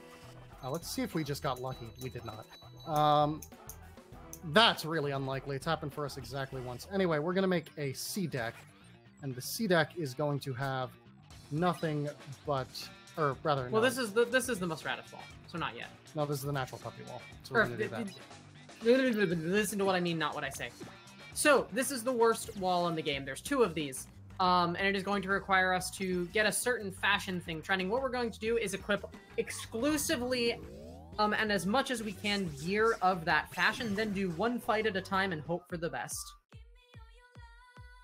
Mm-hmm. It's no matter how well you do in these fights, it's always fairly random.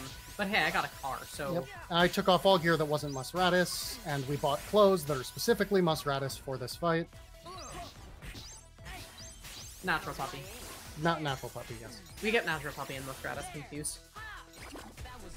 Alright, so we'll see if it works. Now, you can check in the pause menu, but the game is also nice enough to let us... Oh, got it in 1. Nice, that's not bad luck. I mean, statistically, you get it in 2. Alright, so we're going to re-equip our good pins. So we want the Nenakiri back. And we want this. Poison We're bomb. also going to put our gear back on because it's good. So, we'll put on the purple sneaks. We'll put on the collar, the knit pass.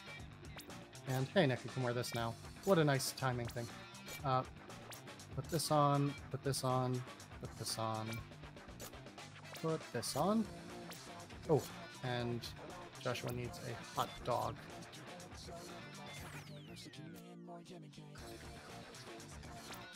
Yeah, natural puppy's brand colors are trans. This is great. Later in the run, we'll literally be using the trans flag pin, which I think is just wonderful. Like, there's Yep, just that is straight up true. a trans flag pin. So now we get to have some weird side story about ramen capitalism or something. Or something.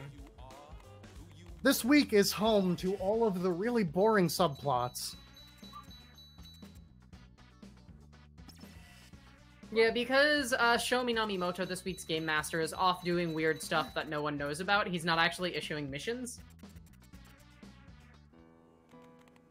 So we're doing weird side stories.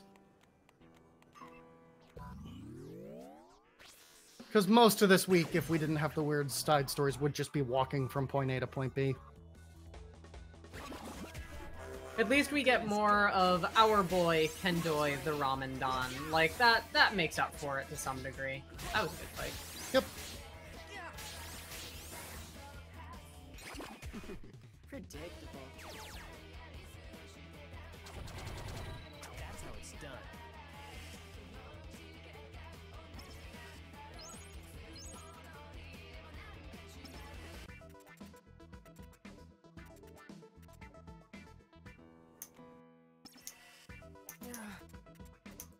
Anyway, his ramen shop is being put out of business by the fancy but not very good ramen shop that's using celebrity buzz to advance their products or whatever.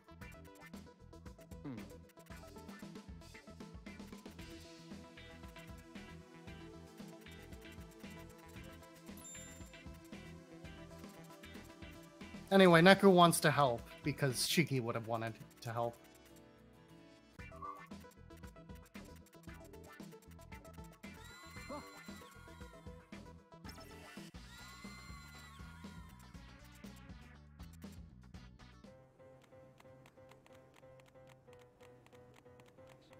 Tell me who you are.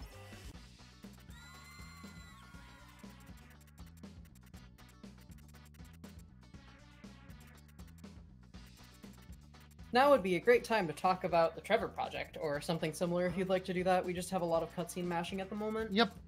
Yeah, I can do that.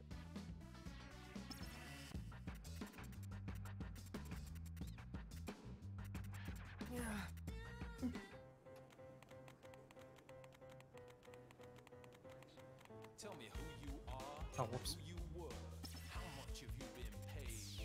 Take it easy, RELAX. Would you like to have something to drink? To tell you the truth in this contract. So for this marathon, we are benefiting the Trevor Project. The Trevor Project is the leading national organization providing crisis intervention and suicide prevention services to lesbian, gay, bisexual, transgender, queer, and questioning youth. You can check them out at thetrevorproject.org to access their services, find out more about their impact, or to donate. There's a wide range of ways to volunteer with the Trevor Project across the country. If you're interested in becoming a crisis counselor to support LGBTQ youth through their text or chat services, or helping with their advocacy network in your home state, visit them at trevorproject.com/get-involved. If you live in New York City or Los Angeles, you can also sign up to be trained as a crisis counselor on Trevor Lifeline, their 24/7 phone line for young people in crisis. You can also support their work by donating at trevorproject.org/donate.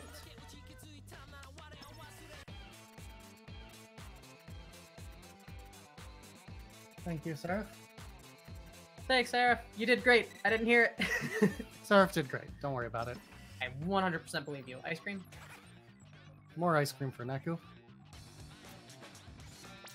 It's edible. Keep that level down for a little longer. On week 3, we can keep the level up the whole time, but for now, we just want a little more money.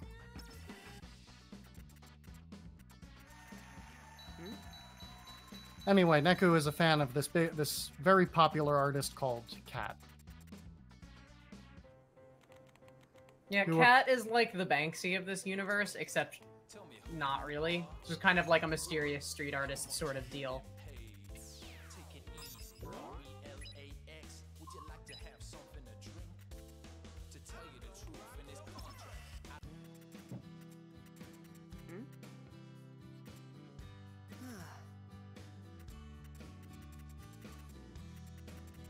Anyway, their big celebrity sponsor is going like this other ramen's better, and It's my blog, and I'm gonna write about what I really feel!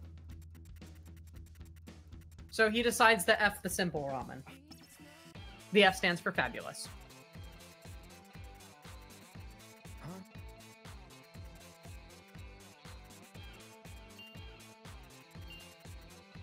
So that was the Romeo and Juliet ramen day. you call it that, but it has nothing to do with like It works, I promise. It how. Explain to me how it does. Well, you see, there's like 2 shops and they're enemies. And yeah. then there's like the prince, and you know, No, I don't. you know, The Romeo and Juliet doesn't even have a prince. you know. No, I really No, don't. and How then this is anything like Neku Romeo and Joshua. Who are not in Romeo and Juliet. But like they're Neku and Joshua, and then ramen and Have you read Romeo and Juliet? freshman year of high school. Do you remember that far back? Nope. Would you like to have something to drink? To tell you the truth in this contract. I don't care Alright, about so the first thing we're going to do today. No, we're Today is microphone drama. yes, today is microphone drama. Sorry, all these days blend together. Yeah, these next couple days are kind of hard for us to remember.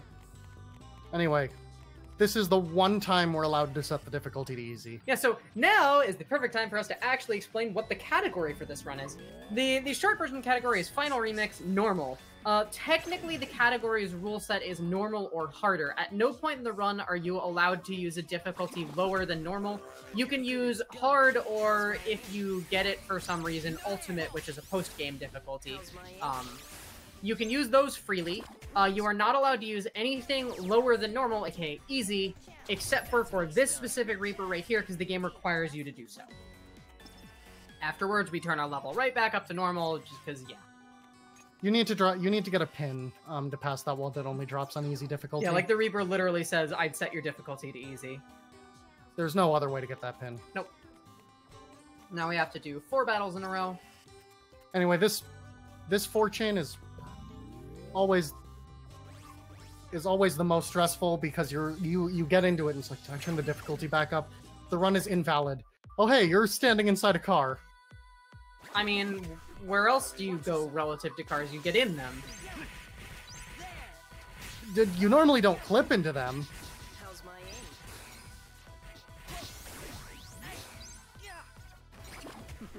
Predictable.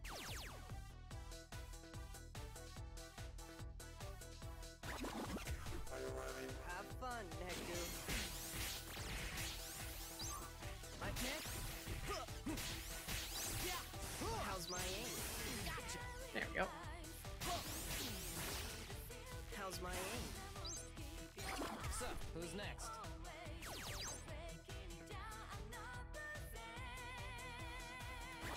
Got another card. Look how much damage the car does compared to like most of our attacks. Like we're doing like 30-40 damage, and the car does like 140 damage. It's kind of ridiculous. The luck you get with you know, obstacles really does matter. Yep. You're getting a bunch of trucks. Yeah. Watch yourself.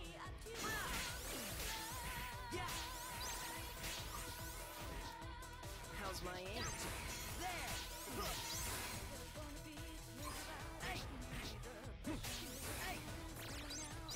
That was quick. This music's so good. Yes, it is.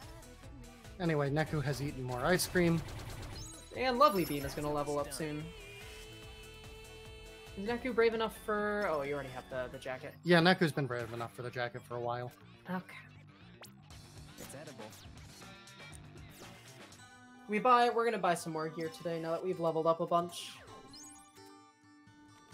So what we actually want to do today is to go to a new area called Utagawa. Utagawa is over this away, and we want to go there because plot reasons.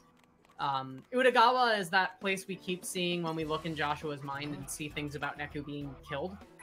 So we want to go there for reasons. However, we have Sevens and his band here.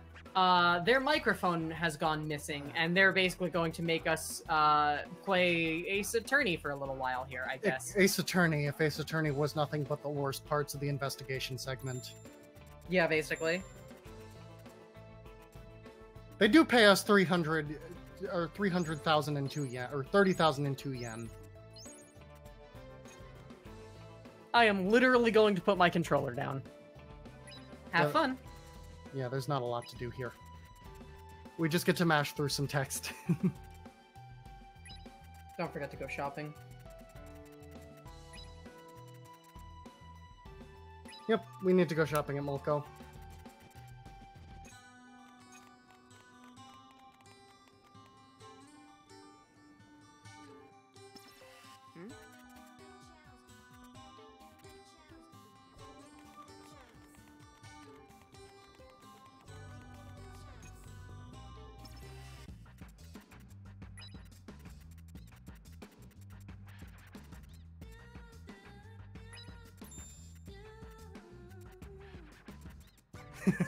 You having fun? Anyway, here's Soda and Now. They're really nice, as it turns out. Neku tells them that only one player can come back to life, because that's kind of a secret. And they don't care. I mean, they do care, but they're not upset, because they're good people. And they're like, we should all keep trying anyway. And they give us the gold pin that they won. And we're going to sell a bunch of stuff now. So we're going to sell...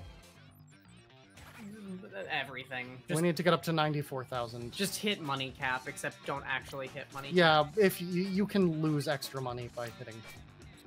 That'll do it. That'll bring us up. You can lose money by selling into money cap, so don't do that. The cap is 99,999. So you can buy an expanded wallet later. Yeah, but you won't be able to until post game. Come on in. Yeah, buy and we wouldn't do it 2 in the red run. mohawks and The blouse in D&B. 2 denim blouses. I think just one. It's 1 each. Oh yeah, you right. See you again. Anyway, Like I said, if you noticed how there was a trans flag in the background there, that's most Radis's branding. Neku can't The quite wear backgrounds that in this yet. game, Joshua can though. the backgrounds in this game actually changed to reflect brand trends, which is awesome. Especially when it's most Radis, because that just makes everything trans. Natural puppy. Someday we won't confuse those two brands. No, Someday. yes, we will.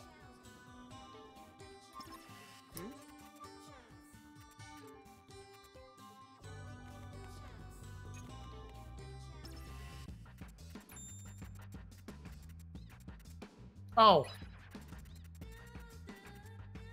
Oh, we didn't check out the phone booth. oops. I always forget the phone booth. Yeah, we So have to- remember that camera I was talking about that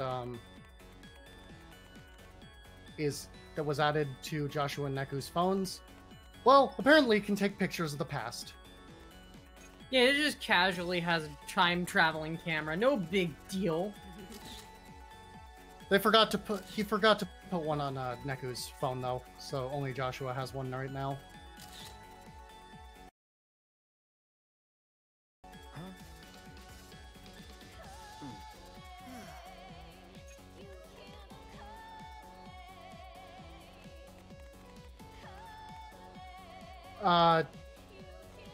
All of the routing. None of the routing.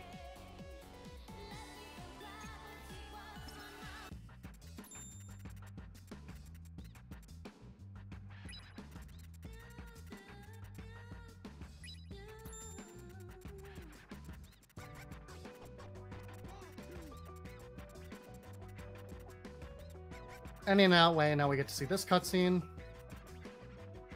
If you walk out the other way, you don't have to watch it, but for some reason you can't advance the story if you walk out the other way. I don't know why. Tell me who you are and who you were.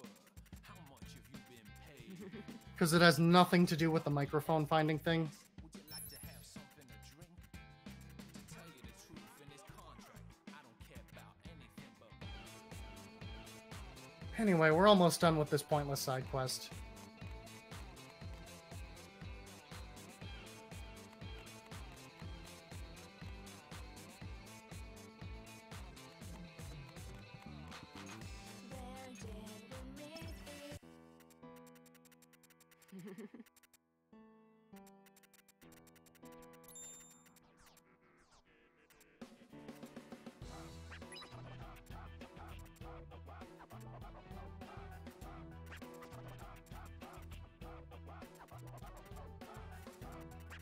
So now we play a little bit of Ace Attorney courtroom, and show them some evidence and be like, objection! You were here at this time and did the thing, and I played half of an Ace Attorney game on a red-eye flight once, and yeah.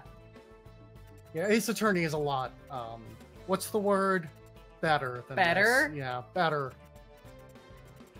High stakes, like what happened to this microphone we don't care about, and spoilers, we're not getting back. Yep. Sine, cosine, tangent! I'm tired. This is a very tiring weekend for the Power Up with Pride staff, but we do this because we love this event. Yeah, we've already had one staff member up for, I think, 22 hours straight.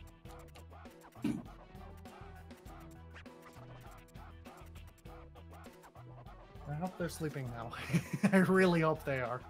They are, yeah. We sent them to bed, but we love this event, so we do not mind putting the work in. It means a lot to all of us on staff here.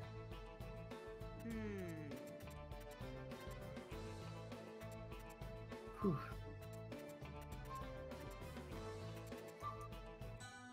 Anyway, time for the next beat fight. All of these beat fights go the same way. Yep.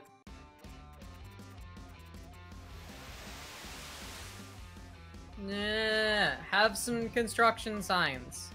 You big meanie. You don't make this worse for yourself. Anyway, I think I can take 2 or 3 hits from Beat with the level all the way down. Beat is very strong. Fortunately, he's not very hard to dodge. In general, this is not a very difficult game to dodge in. Yeah, not if you're not trying to multitask it anyway. Next week, it will be more difficult, but...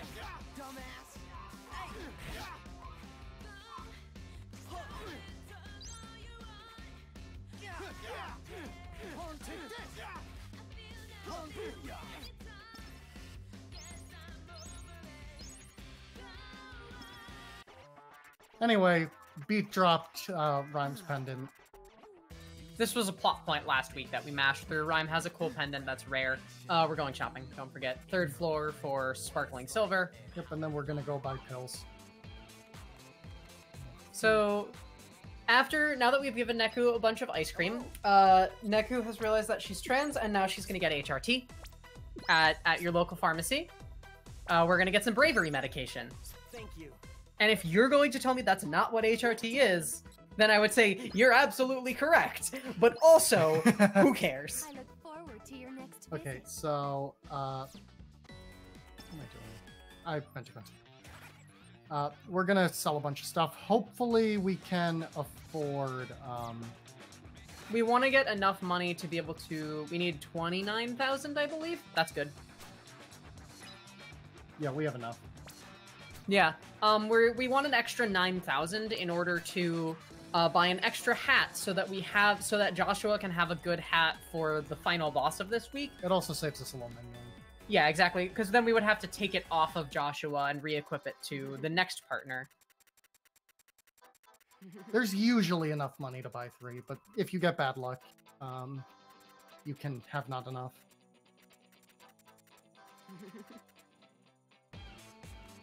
So Shomi Namimoto is here, and he's saying a bunch of numbers. And he drew a pretty picture. I'm proud of you, Minamimoto. We'll hang it on the fridge. It's on the floor. We'll just cut out the piece of concrete. I don't think that'll, It'll be fine.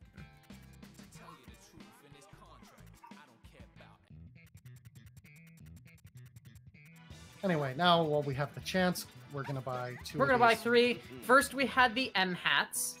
Now we're gonna buy the W hats, because this is Wario's marathon as a reminder. Not yet. We First have to this. talk to him. See you again. So Joshua's being all weird, and Neku's like, okay, I know you killed me. What's going on Well, here? we don't know that yet. Neku suspects that Joshua killed him.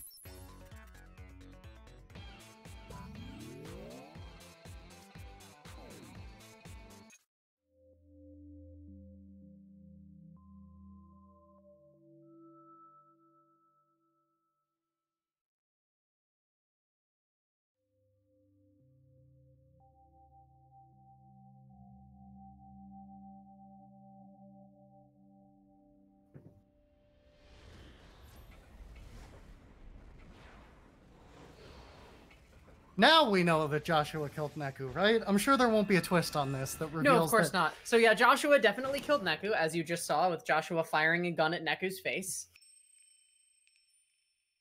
Well, there's no way they could back that one up.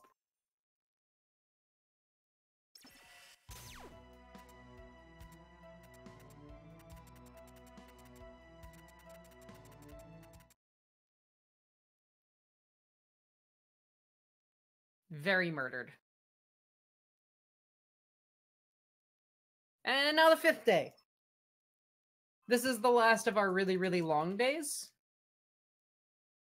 Yeah, this is the last time that I need to be upset with the day. I don't like the middle of week 2. No.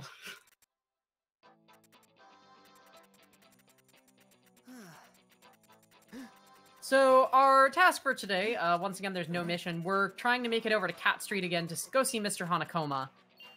Because we need to fix the tracker, because it was tracking the ramen shop, which is weird and not at all what it's supposed to do, obviously. So these two are going to make us goof off with them. So now we need... Remember last week when we had to turn this place into... whatchamacallit. We had to make a natural puppy the hotness. Now we need to make. Where are there are blouses. Now we have to make D&B the hotness.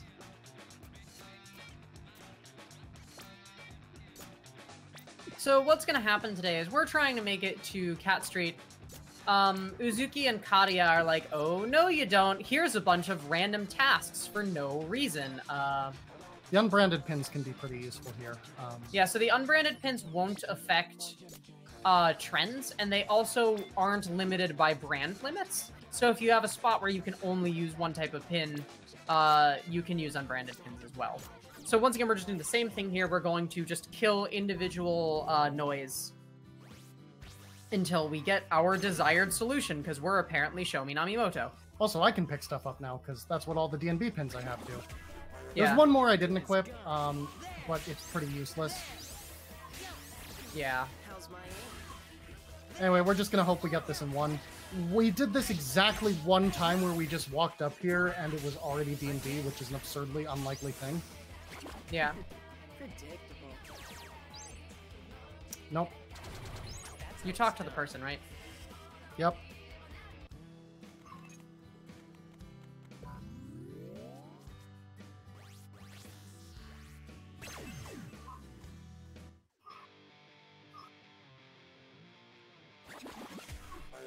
Watch yourself. How's my aim? There. Good work, baby. It is not actually a 1 in 13 chance. It is strongly influenced by what brands you're wearing. No. The original chance is 1 in 13, which is true. Yeah, that's fair. I don't know if that's true, honestly. It seems to always be Lapin Angelique or Pegaso Altar. Maybe it's... I don't know. Anyways, remember when we bought Shio Ramen on like the second day of the game? This guy wanted Shio Ramen. We thought ahead. Hey Alexis. Like a bolt from the blue! It's time for the Reaper review! So this set of questions is about our boy, Kendoi, the ramen don, and his store. I forget what it's called, but it's the place where you get ramen. Well, that's not one of the questions, so... So, what's been happening today is we're trying to make it to Cat Street. I've tried to explain this like 3 times, and I keep getting distracted. Sorry. We're trying to make it to Cat Street, but Uzuki and Kadia were like, nah, you're gonna do a bunch of random stuff that we put in your way for no reason. So this person just wants to see us in the worst gear in the game. Yeah, and just almost Radis gear. So Uzuki and Kadia were like, no, here's a bunch of random Reaper walls that are going to prevent you from getting where you're going. What's actually happening is that Uzuki and Kadia are testing Joshua for reasons that we'll find out about soon enough. So now we need the tin pin deck, and then we're going to switch back after this. Yep. In order to get experience. So this is Tenho, the same guy from yesterday. And he wants to play us a tin pin. It's implied that you have to win. You actually don't. Tenho is actually very, very bad at tin pin, so he's so thrilled that he finally won a game that he just lets you go. Yeah. Thanks for sucking so much. And then now we're gonna switch back everything. Gonna equip our A pins, and then we don't actually need those anymore. We have our San Franciscos. We want our Mohawks. We want our San Franciscos. And we want our biker jackets, and Joshua wants the exact same set of clothes. Yep.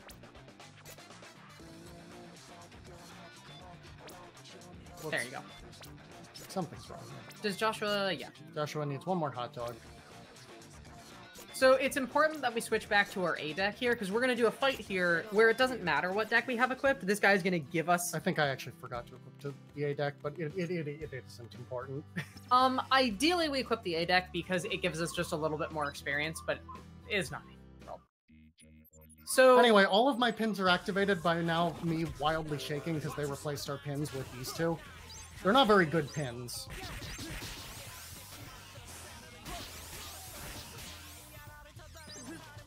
There we go. There. Yeah. How's my aim? That was quick. Oh, I did re-equip the pins. Thought I didn't. Yeah, so we get a little bit of bonus experience for whatever pins you have equipped from that fight. I like that fight a lot because the guy says, I'm going to choose your pins. Are you ready to shake up your world? And shake up your world is highlighted in red because that's your hint that you have to shake the Joy-Con.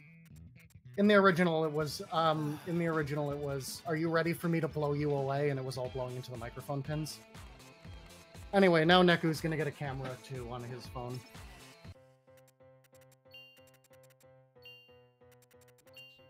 Tell me who you are, who you were, how much have you been paid? Take it easy, RELAX. Would you like to have something to drink? To tell you the truth in this contract, I don't care about anything but me. I just want that cash transferred to my account, cause it make me feel alright. So now we're just going to walk back. And we're going to take a brief trip. We're going to take a brief stop to buy some extra stuff. But first we get to fight Beat. This one we could actually win, but it's not worth it. Yeah, because even if you play really, really well and win, then you'll get the whole, like, boss kill animation, which ends up just being slower, unless you somehow kill Beat absurdly quickly, which is not happening. Yeah, not with our gear. You have to, like, be in New Game Plus, or just to grind it for hours. Anyway, I lost half my health right off the bat, so I'm gonna try very hard not to die. Ooh. Just so we're clear, Beat is saying dummy.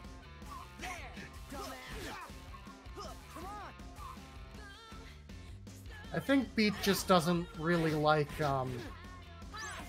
Beat's got strong opinions about instruments. I think he's saying dumb bass, which is a type of fish, because that instrument is pronounced bass. But Beat isn't very smart. Anyway, Neku gives back Rhyme's pendant to Beat.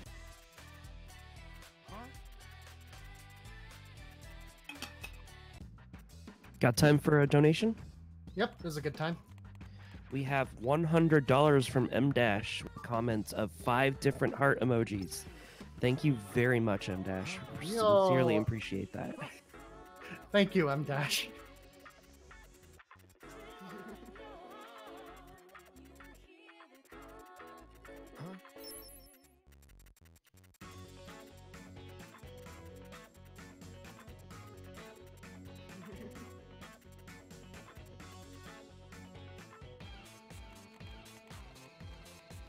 So we're just going to take a quick trip up to Shibuya.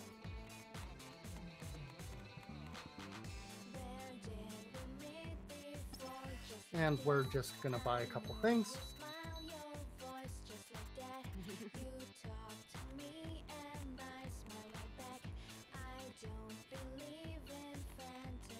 This is not how you get to Shibuya. Oops. Whoops. It's really easy to make little mistakes like that. Especially because well, I won't spoil it, but there's something new they added for this version of the game that will make your knowledge of the map a little bit more confused. So we're gonna go back to Dragon Couture. We're gonna buy an attack boost for Joshua. No, we're not. We're not. We're just getting an extra slot for Nick.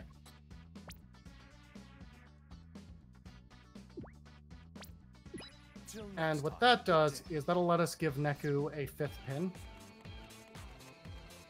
So this pop pendulum's pretty good. So we're just going to get Neku one more pin. Also, it's trans. Also, it is trans.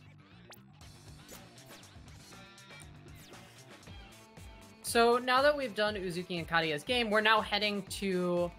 now that we have the fixed tracker, we're using it to find the Shibuya River, which is the location of the composer being the god who controls Shibuya.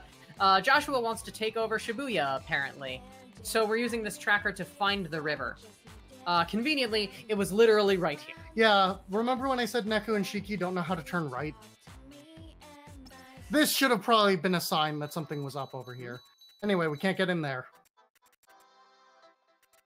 So this boss is timed, but if we can never drop chain, it's faster to beat it. Yeah, if we get a really good fight, we can beat this boss, and it'll be great. However, if we drop chain even once, it's not worth pursuing anymore. And like another thing, like fighting this boss extremely quickly depends on my luck with picking up objects as well. So this isn't going to be a kill. Nope, we drop chain. I think we've done like one kill ever, honestly. We've done a couple. Oh no, we got the kill. Huh. Neat. Just barely. Yep. We got the Wild Boar boost pin, which is a very rare drop there and very good pin, and useless for us. Yep. And no matter what, even if you kill it, you didn't actually kill it. Joshua has cool laser powers now! Yep. So, Proto is now going to have a much easier time fighting things with Joshua. Yeah, so it turns out Joshua is actually alive. Because someone who's dead can't exhibit that kind of power. What Joshua just did with cool laser beams. Joshua's playing the game while alive because reasons, and he has cool laser power. So the whole point of what Kadia was doing today was trying to force Joshua's hand and make him use his cool laser powers.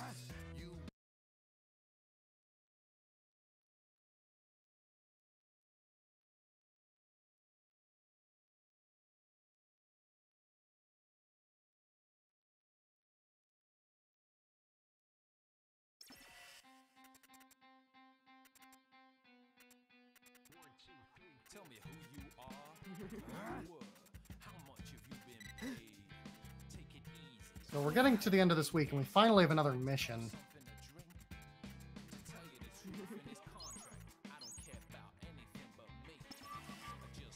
Anyway, we get ambushed at this corner. Yeah, so there's taboo noise everywhere now because someone made a taboo noise refinery sigil.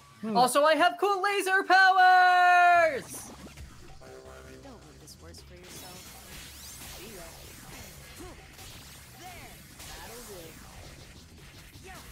Playing as levitating Joshua is great. I have cool laser powers. Yep, you get this for 2 whole days. Ooh, we got some rare metal. And we finished that. That was a nice distraction. So here we go. Basically another noise spawned, and someone destroyed it. Who was it? Nobody knows. So Neku finished his ice cream. I believe this is Neku's last ice cream. So we're gonna not feed Neku again until next week after this, because It's edible. because Neku just needs one more thing now. Yep. After that, and Beat also needs the same thing. Yeah. Anyway, now we get to play save or kill the Reapers. We're gonna kill the Reapers. Yep. So we get a couple optional fights here. You sure you don't want to save Uzuki and Kadia? Yep, it's a long fight. Oh. It's several minutes long. Several minutes long, and I don't want to go overestimate because we were fighting Uzuki and Kadia. We do have to fight. We have to fight this one because they're not Reapers. If you say no, Neku will be like, "What am I talking about?"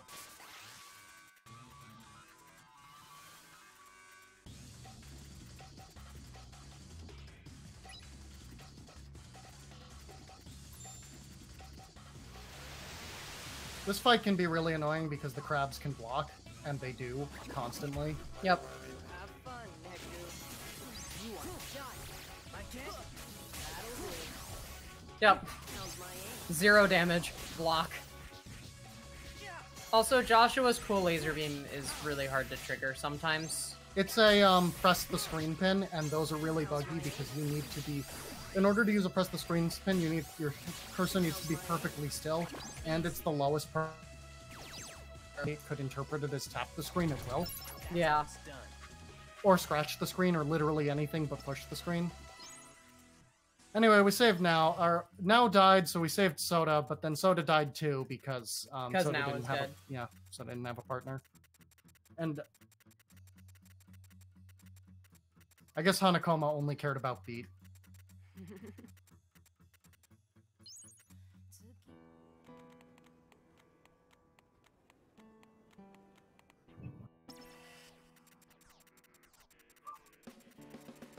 Anyway, Azuki and Karia are...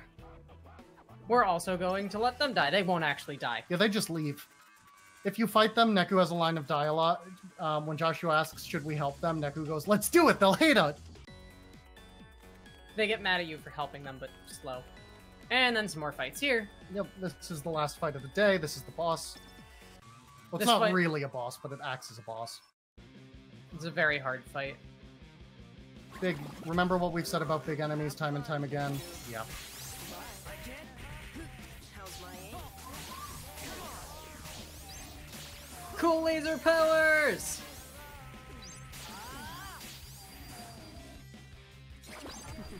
Predictable. Also, my favorite song in the game plays for a lot of these taboo noise fights. That was a nice distraction. Zeta Fun Times. Neku's head hurts every time that Shomimon... That Sho and Joshua are around him. Yep. For reasons that aren't indicative of any plot points. Nope. Would you like to have something to drink? To tell you the truth in this contract, I don't.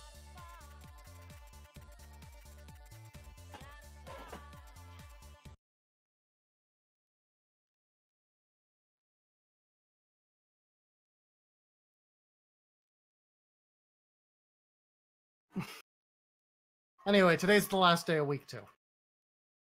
So here's our mission: defeat the Game Master at Pork City.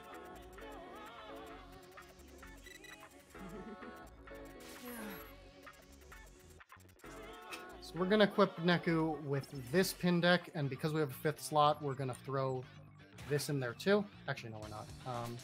We're gonna throw... fire. Yeah, fire. The reason we do this is because this area has limitations on which pins you're allowed to use. It's 2 floors. One of them only allows you to use D&B pins. The other only allows you to use Museratus pins. So we'll just use the D&B pins from that set. However, unbranded pins can be used on any floor. Yep. Yeah, this happens because Pork City is the imaginary number realm. That's a thing that makes sense, apparently. It doesn't, but that's okay. It's okay, it's math. Also, all of these Reapers are confused that you're here, but it's like, well, this is our mission, obviously. And they're like, well, okay, I guess. Well, yeah, how else did you get in here if it wasn't the mission? So anyways, we have to wipe out 3 noise per floor. Conveniently, they're orange, which means plot-relevant noise. And they all stay in the same place. Yep, they always spawn in the Also, same- you get these cool inverted color backgrounds for these fights, which Yeah. is nice. There's a thing in the post-game where you can climb all the way up this tower. And... There's 13 floors, 1 for every brand. Yep. It's extremely difficult. How's my aim? It's not actually difficult, it's just extremely annoying because it's like every floor has 5 billion frogs. Yeah. And the frogs are extremely annoying because they're small and hard to hit. You also need to change your pin set every single time, or you can just wear a bunch of unbranded pins. Nope, that car is not mine. Oh hey, we got to see it once. We were actually lucky with that pretty hard. That we call that not Joshua's car. We saw it earlier, it happened with a sign. Oh right. Oh hey, we got more rare metal. We have way more rare metal than we need at this point. Yep. We got real lucky with the rare metal. Nice distraction.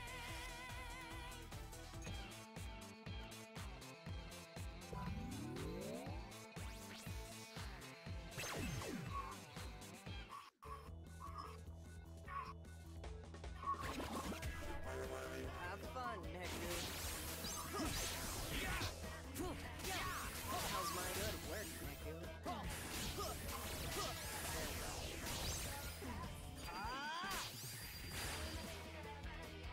Easy.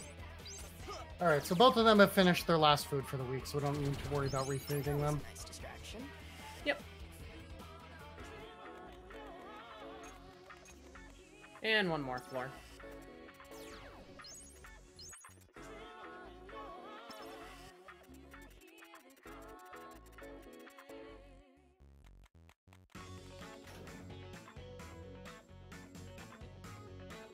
Also, if at any point you wondered why we seem to be in just like a Ooh, completely different space when we're fighting noise, which doesn't really make sense, that is actually exactly what happened. There is a separate noise dimension. Yep, it's one layer. It's... Oh. Yeah, you didn't actually talk to him. Yeah, I just accidentally bumped into the door. It's really easy to accidentally bump into doors and go into the wrong place in this game. Yeah, so when you challenge a noise, it's in like a separate noise dimension, which again is a thing that makes sense. So yeah, climbing this tower in full is just nothing but these frogs. Well, a harder version of. Yeah. How's my aim?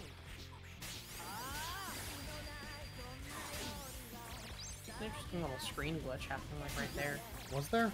There was one tile that was like flashing randomly, which was weird. I think that's... I think that's more that, like... I think that's what's happening on purpose.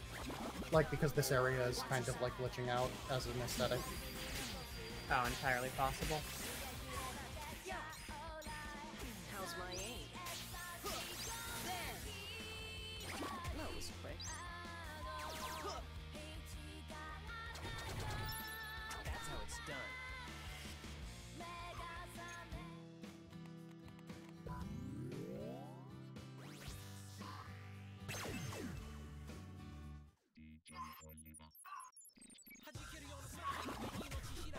Don't make this worse for yourself. Goodbye. How's my aim? Anyway, we're done with that, so we're gonna do a few things in the menu now. We're gonna turn our level back up. We're not gonna be turning it down. We're gonna only turn it back down one time or twice in the rest of the run, just for one fight each. We're gonna re-equip our good deck, and we're going to take some of the good gear off Joshua because we're about to lose him. So, Be alive. You had it. Yep. We're going to replace this with this. Yep. That's it though.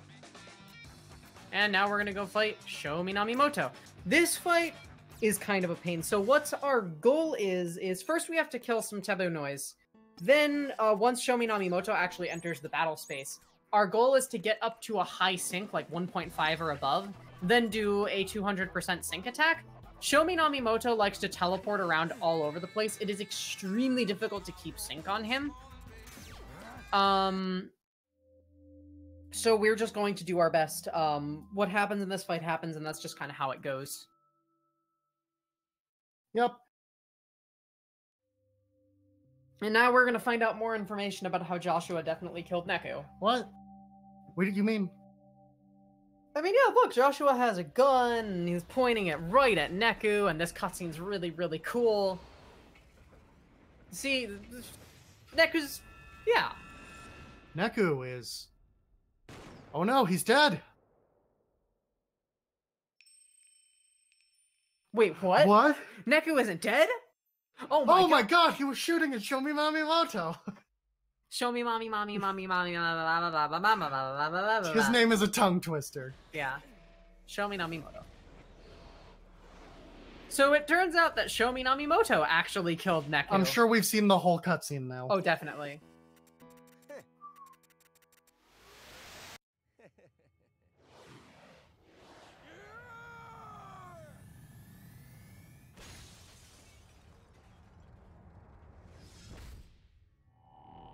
Anyway, time for our week 2 boss. Enjoy this music while we struggle. This is one of the harder ones. So the first thing that happens here is that these little enemies spawn. We just have to kill a couple waves of taboo noise. It's random which noises spawn. Crabs are not a good one. Yeah, no, we've already established why crabs are extremely annoying in this game. This was a good spawn, though. Remember, big enemies are good. Yeah, so long as they don't start spinning or teleporting, we're good. Oh. Oh, it didn't spin for long, though. Alright, show's out. Showtime! Literally! Anyway, we're going to try to get the sync up to 2.0, or as close to as we can manage, and then use a sync attack. Sho loves to teleport, which makes it really hard to keep sync up on him. I think we were at 0 for that. Dang it, we were at 1.4, so I went for it. Yeah, this isn't going to not do very much damage. So this is Joshua's minigame. We're doing math. We're counting to 3 and not hitting backwards numbers. Really easy to hit the backwards numbers. Yeah.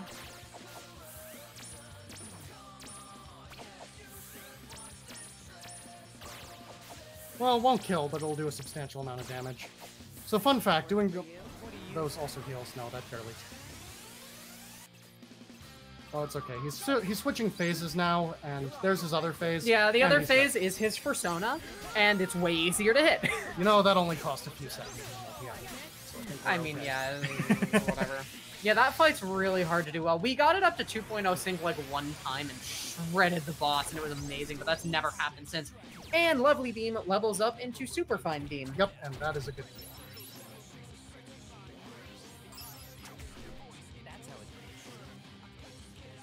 You're Zeta persistent. And Joshua sacrifices himself to save Neku. Neku should have trusted Joshua all along. I can't believe both of those people on the roof are dead and never coming back. Yep. On the world.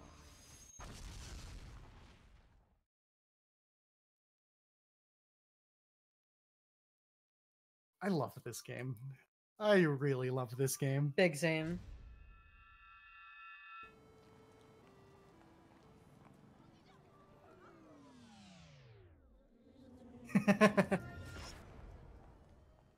And now it's time for week 3. This is the shortest week of the game. This week goes by really fast. It's a lot of fights. It's also the most random week. Yes, that too. So we're good on like money by a wide margin here. We never have to turn our level back down, except for one spot we do it for a very specific reason, and the other spot we do it for a drop. Yep. So we're gonna go get a new partner. But remember, new game, new entry fee. Now Neku never got his old entry fee back because the last game was deemed invalid because Joshua wasn't dead and therefore not a valid player. So they gave Neku a redo. But he still had to, he didn't get Shiki back, and he needs another new entry fee. And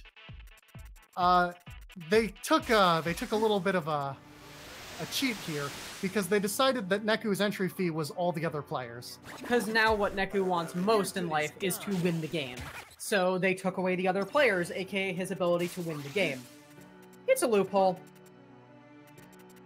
And it's definitely going to work, and Neku dies and we lose. But players can still make pacts with Reapers.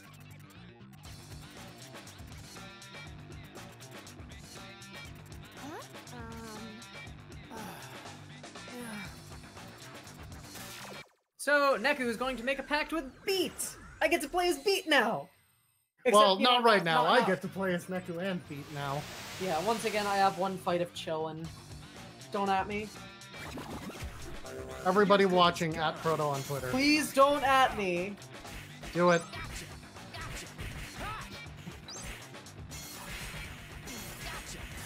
I don't think so. That was nothing. Hell yeah, that was. Anyway, for some reason it doesn't give you the co-op there, but it does before you can even possibly do another fight. Yeah, for both Neku and Joshua, or for Joshua and Beat, you get the, like, Joshua Beat unlocks, then there's a conversation, and then it gives you the co-op. It's sort of weird. I Hey, said Hex. don't at me. Oh, I was just gonna ask if you could do a favor and get Proto to look at chat, but it sounds like she already did. Yep. Careful, I need to get you to look at chat.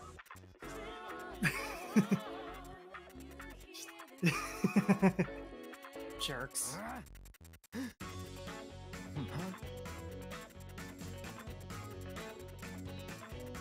What?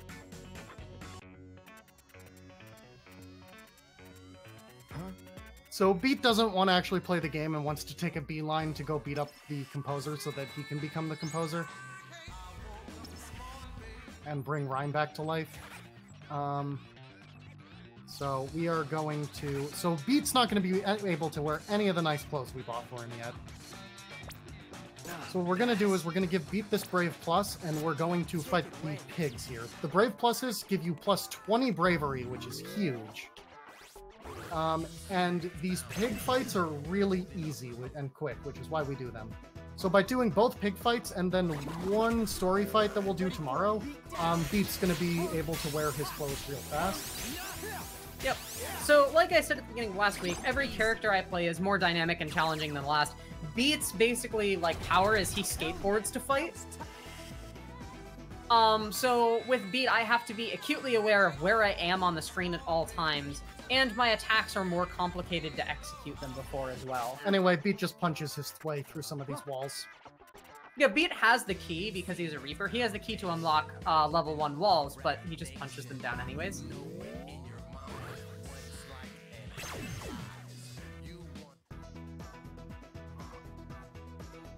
Anyway, so this pig turns invisible if you're not hitting it. In other words, we're not going to see it turn invisible. That's its gimmick. The invisible pigs are actually the easiest pigs. They walk in a straight line, so even if you lose track of them, you can find them pretty easily. Yep.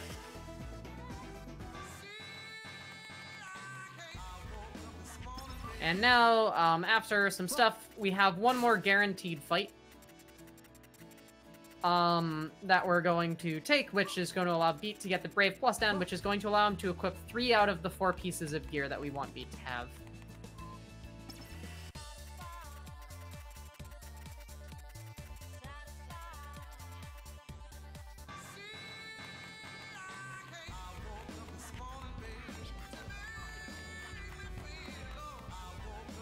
But for now, we're just going to end day 1, and we are in the last week, so there's only 7 days remaining. You have 7 days. So this fight doesn't actually count, unfortunately. The tutorial fights don't give you an end screen, which means you don't get to eat during them. This one wants to teach you to use Beats mechanic. Beats is the most random, but it also has the highest potential to go well. And we will also use it the most times. Yep. We're going to use Beat's fusion attack a lot because the enemies this week are extremely powerful. That being said, not here. Oh my god, Beat, please do anything. Thank you. Trying to hit enemies with that vertical swipe is extremely difficult, especially when it's small enemies like frogs. Oh, man. Combat becomes significantly more difficult for me this week. I know that Beat doesn't like bass, but, like, does he really have to insult his least favorite food in every fight?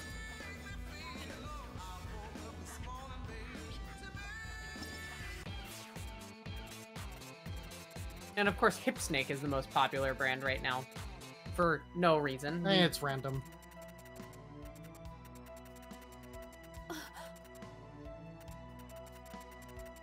So that girl right there is the Game Master this week. So every Game Master has a gimmick. Ramcrotch, that I don't remember his actual name, that's what we're calling him. His That's gimmick what they was call him in food. the... Shomi Namimoto's gimmick was math. Mitsuki Konoishi, that's her name. It just came back to me. Her gimmick is being terrifying. She's an icon. Needless to say. I love her. Yeah, no, she's the best. Well, Sho's the best, but she's pretty good too. Yeah, the characters in this game are so good. So she takes the rhyme noise from Beat, because that's rhyme that was sitting on Beat's shoulder, and crushes it right in front of Beat, and turns it into a pin and is like, this is mine now. So we have one mission this week. We have to find and defeat Mitsuki Konoishi. She's going to find one place to hide and then stay there for the entire week. And we gotta go find her. For now, though, we're chasing her. She hasn't settled down anywhere yet. So this week has a little gimmick. Every day, Reapers can spawn at screen transitions, and every day they get a little more likely. We're going to Wild Boar. Yep, I'm trying to press the button. I forgot to sell stuff. Come on in. Oops. Thanks a bunch. Just need to get up to, like, a bunch of money.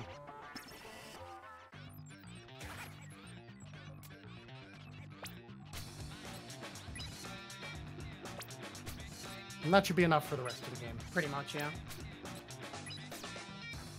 Alright, Wild So now Boar. we're going to buy 2 Wild Boar pendants. Come on in. Nice, isn't it? And we're going to use one of these Wild Boar pendants plus the sparkling silver we bought earlier plus some rare metal to make the King pendant. Nice, The isn't King it? pendant is a special accessory for Beat that is going to...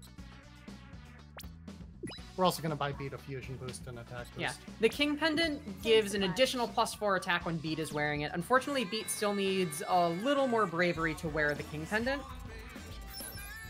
But as soon as Beat and Neku swallow their Brave, plus Beat will be able to wear the Leather Biker Jacket, Purple Sneaks, San Francisco, and the Wild Boar Pendant. And then we'll swap the Wild Boar and King Pendants later, because we'll just put the King Pendant on Neku. So this Reaper isn't random. This one is required. This is when they start. So the next screen transition can have a Reaper, if we're unlucky. They're pretty low odds to see now, but they get annoying. The second last day of this game is literally just walking from one location to another while doing nothing, and it's the most stressful thing. Because you're sitting there like, please don't spawn Reapers. Please don't spawn Reapers. Big money, no Reapers. Big money, no Reapers. Big money, no Reapers. Big money, no Reapers. So yeah, now Beat has like 40 bravery, which is going to allow us to give Beat actual equips. So now we're going to equip Beat. We could have equipped him a little bit before this, but it would have just been extra menuing and not worth it. Oh, also, remember how I said earlier that Shiki is trans? Beat's also trans. He's the best boy. I mean, you literally have these Reapers trying to dead name him. Like, he's trans. Not that that's like a necessary. I'm not that. Beat's a good boy. Okay. So Neku's getting the King Pendant. Yep, this will go to Beat later because he gets bonus attack from it, but it goes to Neku right now. Yeah, but he's not brave enough for it at the moment. No, he needs 42. Then the San Francisco, the biker jacket, and these amazing sneakers. And also And hot also dog. he needs a hot dog. Hot dog? Hot dog?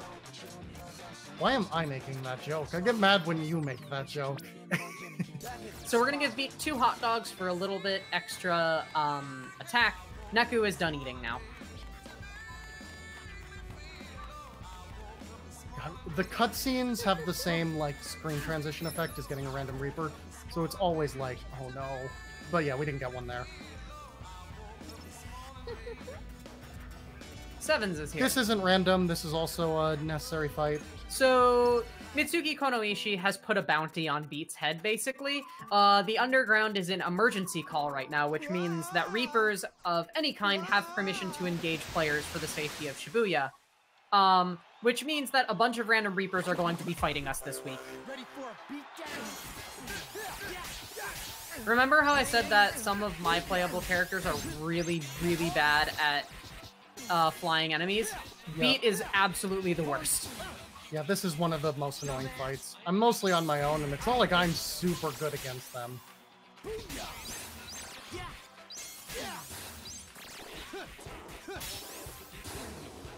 Yeah, that was about as well as that fight usually goes. Yeah. You call that a fight?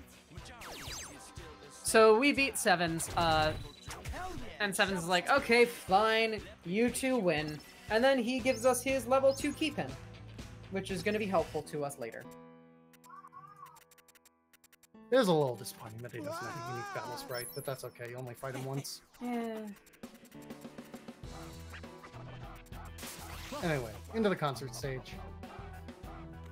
So, Sevens walked in here before us, and, Well, he did. yeah, he got murdered. So you'll notice this week that anyone who tries to help beat Neku is going to get murdered. Not And now it's the return of our favorite boss, A Terapus boss? Canor. a boss zone. So we can do this in one cycle. It's really hard.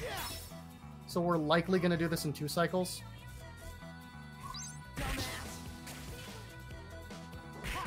Hey, Beat. Get it, get it, get it. Okay, Oh thank my God. God. You can Trying actually to knock hit out those both bats of is those, yeah. extremely frustrating.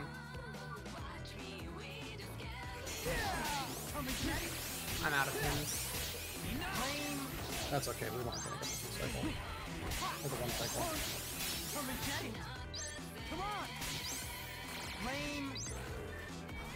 Okay, we got good luck though. We got low spawns, which means it's extremely easy for me to get rid of the bats. Yeah, this...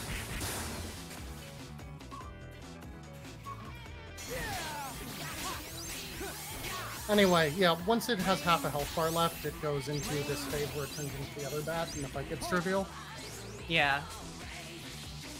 Also, a little thing you'll notice this week, musically, you're gonna get some new remixes of songs. This is sort of a minor detail that I, as an audio nerd, really appreciate.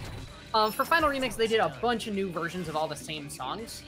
including a full set of the songs from this game as performed by Deathsmatch, which is Sevens' band.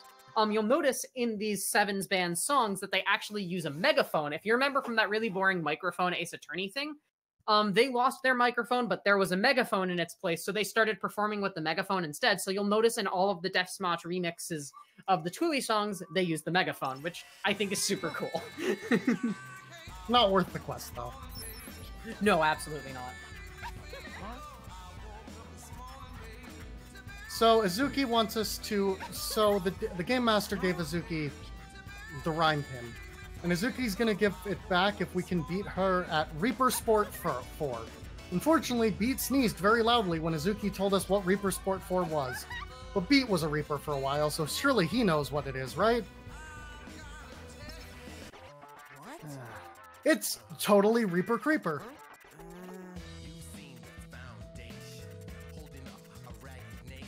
So we gotta get someone to play Reaper Creeper. But this guy is trying to give it up because he's, you know, an adult who is using it to make serious business decisions. Yeah, so if you remember what we said during week 1 about how all of the NPC's stories kind of wrap up and come together over the course of the game, a lot of that's going to be happening this week.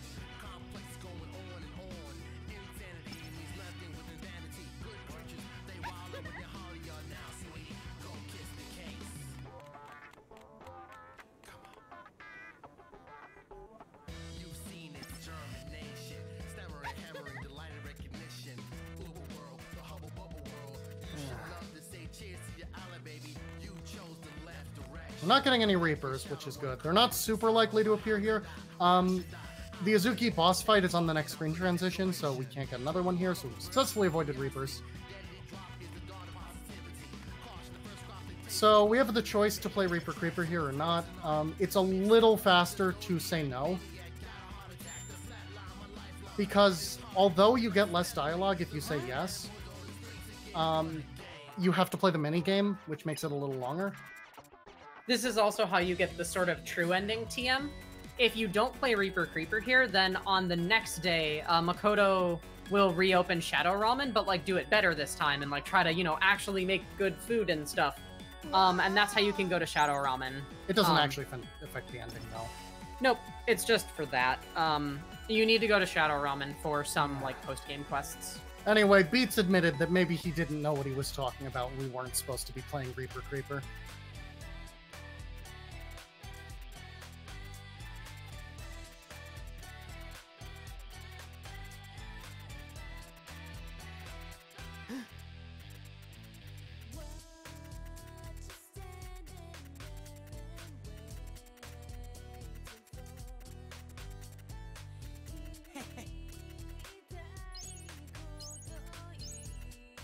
So now we try to go here, and Izuki is mad at us for not playing with her. So it turns out the Reaper Sport 4 is tagged, and while Izuki's yelling at us, Neku just goes and tags her. And she is not happy about that. So now she's gonna try and murder us. This game is weirdly childish in places for its theming. I mean, I feel like that's one of the points of this game, though. Anyway, this is a cool boss fight. I hope you like watching it.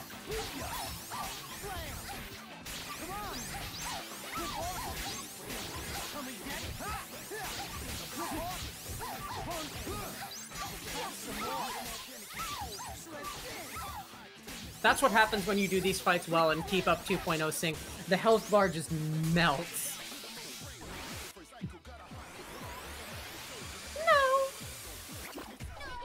So yeah, here's another Deathsmatch remix. And just in time for Pop Pendulum to evolve, we get a pin that's like Pop Pendulum but better as a reward for beating that story checkpoint, so we're gonna equip that one. Yep. Is there a pride flag with that color scheme? Someone in chat knows. It's like that yellow, red, white. I don't think so, but maybe. Yeah, I can't think of one. I mean, there's like there's yellow, red, blue. But I don't know. The power. Pew.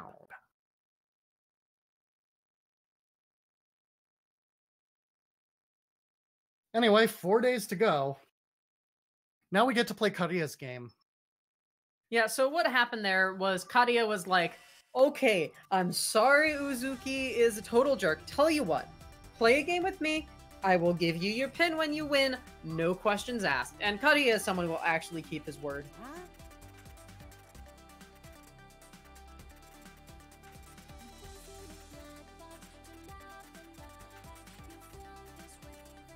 So Kadia's game is we have a locked box and a wall here that we can't pass.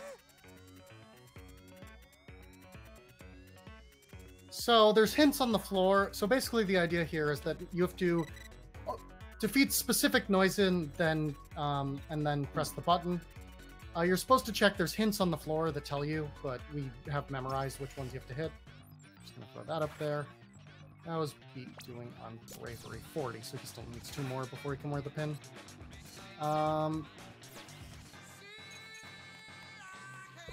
So it's these 2 on the first screen. Yeah, since these are, again, like the plot-relevant noise, they float in place, and they're also the same every time, so we know exactly which noise we need to kill. Watch yourself. It's a pretty neat little gimmick, honestly. It's a little nice change of pace to like turn it into a puzzle. Yeah, agree. That was smooth. I ain't done yet.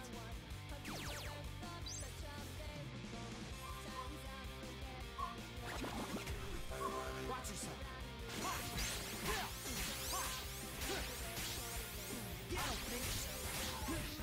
I don't think so. I can't sweat this. Alright, so 1 more level and Beat will be beaten. Neku will switch necklaces. That's how it's done. So we need to stand still. This will let us talk to Beat, which is a mechanic that's always been there. It usually is used to remind you of what you're supposed to do. But now it lets you press the button. Anyway, it gives you a level 2 key pin. Or it gives you your level 1 key pin back, but the door on the left is a level 2 door, which we don't have. So we gotta go this way and solve more puzzles.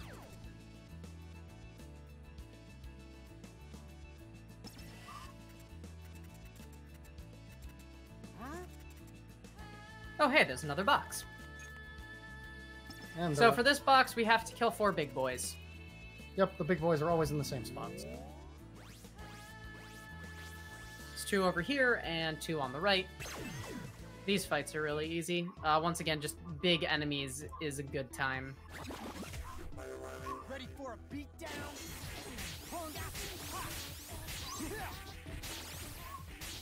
Have some more. Quit hogging.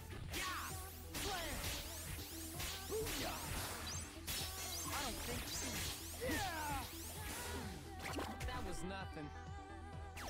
We're jamming out to the music over here. You can't see it because we don't have a camera, but it's a thing that's happening. Watch yourself. Have some more. Enough. Get out. So something I'm not sure if we've actually mentioned, we typically want to be focusing on the same enemy. I think we've referenced it, but I don't know if we've said it explicitly. Yeah, with the cross combo meter, we need to be hitting the same enemy specifically. You know, so when we were first starting runs of this game, we would be kind of communicating on which enemy we're going to hit. But at this point, we've sort of developed this agreed upon mental, like, priority order. There's also the fact that at this point in the game, you might see us attacking different enemies. That's because we both have very wide-reaching large attacks, so we should be, in some places, we're able to keep the combo meter up. Yeah. And also, in addition to mental coordination, I can just look at where your cursor is. Yeah, that's the other thing, is just, like, look at the other player's cursor. By and large, our sort of agreed rule is you start with the biggest enemy, or like the most threatening enemy. Although if you have stuff like birds, you start with birds, because birds are a huge pain, as we've established. There's also like dragons and kangaroos, which become invulnerable during some attacks. Yeah, so we have this sort of like mental priority order.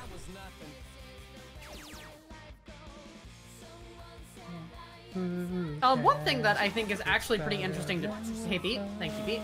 To talk about with this run. So this is the co-op run. The co-op run is on the same leaderboards as the single-player run, because when you do this run single-player, you play 1 player, 2 controller, because playing on the true solo mode is just raw, slower, and less interesting. So co-op and one player are actually on the same leaderboard. The thing is, both co-op and solo actually have their unique advantages. Two co-op players are more likely to be able to do more at once than, Neku doesn't have anything left.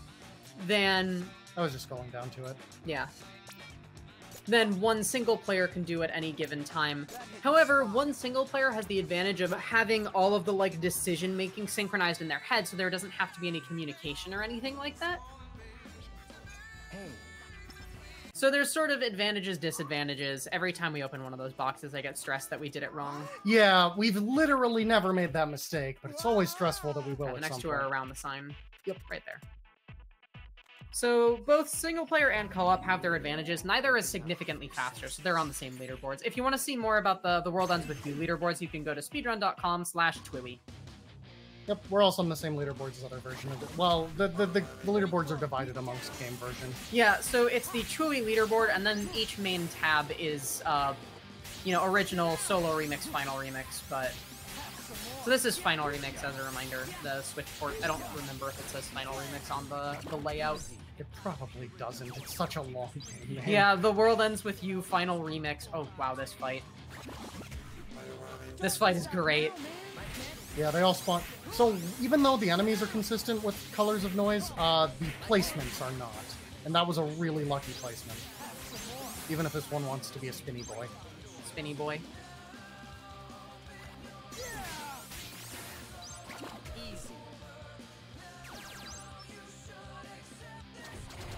Hell yeah, that was tight! Anyway, this puzzle is unique of the puzzles we have to do here in that it's split across two rooms. We basically have to take out all the middle noise, but we don't stand so that you can see anything but the middle noise, but there are noise to the left and right of all the noise we're fighting here. Yep. It's a total of 3 noise, so... There's some pretty good visual cues as to which, that tell you which noise you have to, you know, be dealing with. Yep.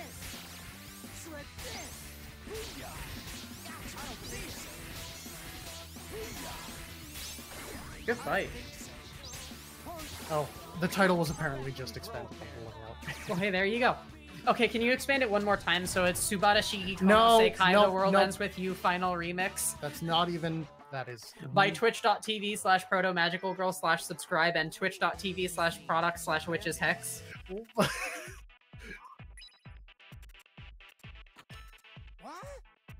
And there's our level 3 keypin. Yep, but first, Beat needs to talk about how he and Rhyme died. Yeah, so Beat and Rhyme died right here. Beat was being all sulky and Rhyme went after him and then they were in a car crash. Which is why, if you were paying a lot of attention during week 1, when Rhyme pushed Beat out of the way of the noise, it flashed to Beat pushing Rhyme out of the way of a car. It all comes together now. Anyway, Beat blames himself. Because the whole reason they were out and, like, doing that is because Beat was sulking. Anyway, we suddenly can't read anyone's minds anymore. And it seems like everyone is also wearing those red pins. Which is weird, because they look like the player pins which block scans, but they're not.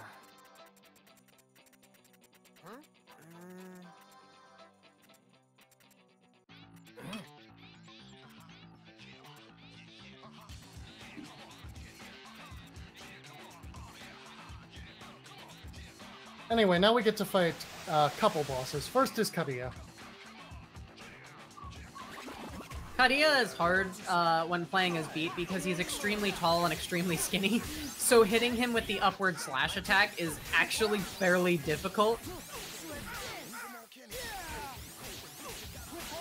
One thing, I don't know if we've really talked about this, that this game does extraordinarily well, is that it actually balances the difficulty around the player learning to control the game well, but not in a way with a control scheme that makes this game frustrating to play.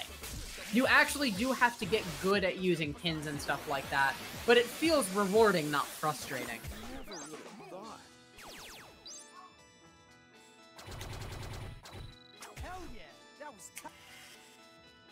So now we get to fight another boss. So we don't use the sync attack in this version of the boss fight. We use it in the first one only. No, we use it in the next time we do this one. No, I thought we didn't use it in the second one because it did so little damage. Oh, well, then it's probably not worth using here either.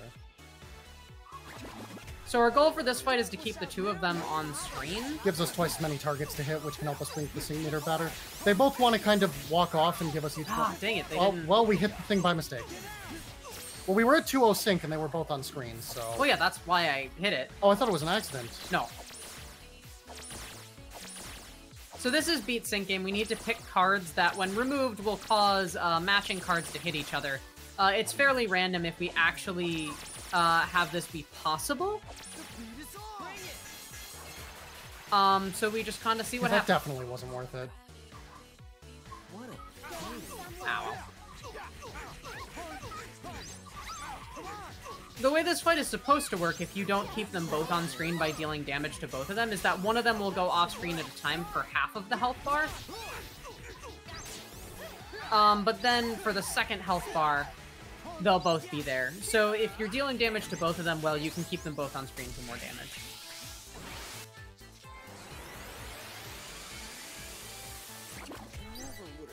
I played that a little fast and rough. Just a little but bit. It was okay. And Innocence Beam! Yep, It's one of the best pins in the game. Yep, it takes a while to get there, but it's super good.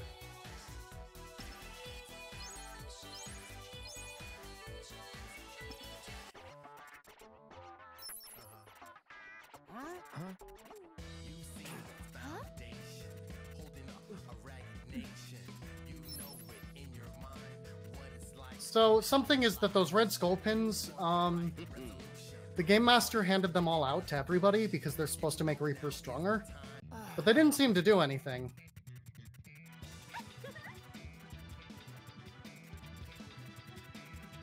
Or did they? Or did they? Also, Minamoto's back! He brought himself back to life by fusing with the taboo noise. Yeah, so that's why he created all the taboo noise. It was basically like he brought himself back to life with it. I don't know. So here's where screen transitions, Reapers start to get really common.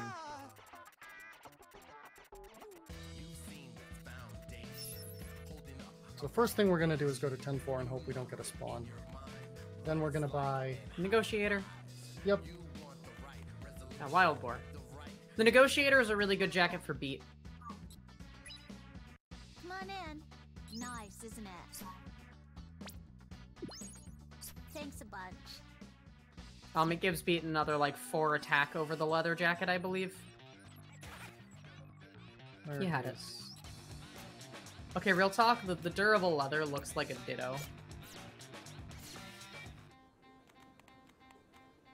Okay, so we're just gonna pray that we don't see any of these. We've been pretty lucky up till this point. This is the first one we've seen. They start to Yeah. get much more likely here. This is an alright fight. In addition to being like random Reapers, the Reaper fight that you get is random. Some fights are better than others. This one's not bad. The penguins are relatively easy to deal with, so it's kind of whatever.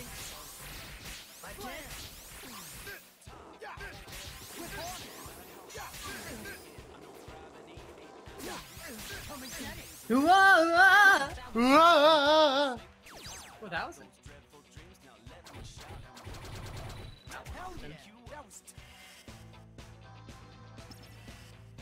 Yeah, so our goal today is to make it to Utagawa. As a reminder, we're still searching for Mitsuki Konoishi. So yeah, we're going to Utagawa right now. Alright, so... we have to fight a Reaper at the end of this one, it's guaranteed. Unfortunately, you can still get another one after this one. Are we down at level 1? We're about to be. Okay.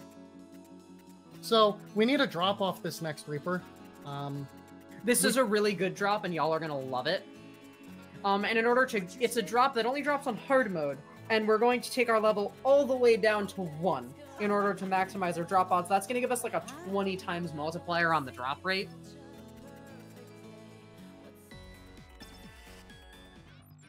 So with this fight on level 1 hard, we're all but guaranteed to get this thing that we want. Also, they're all brainwashed because this is a JRPG. Huh? If we don't get the drop in this fight, we get another chance to after this, but it's going to result in more time loss from playing fights on level 1 I'm hard. pretty sure it's 100% chance that we get it, though. This fight always has birds, which makes it annoying that we have to do it on level 1. Yeah. Yeah, because as a reminder, flying enemies, also enemies that can steal pins. Or rather, that we have to do it on hard. Level 1 doesn't actually affect it, it just makes it easier for me to die, but...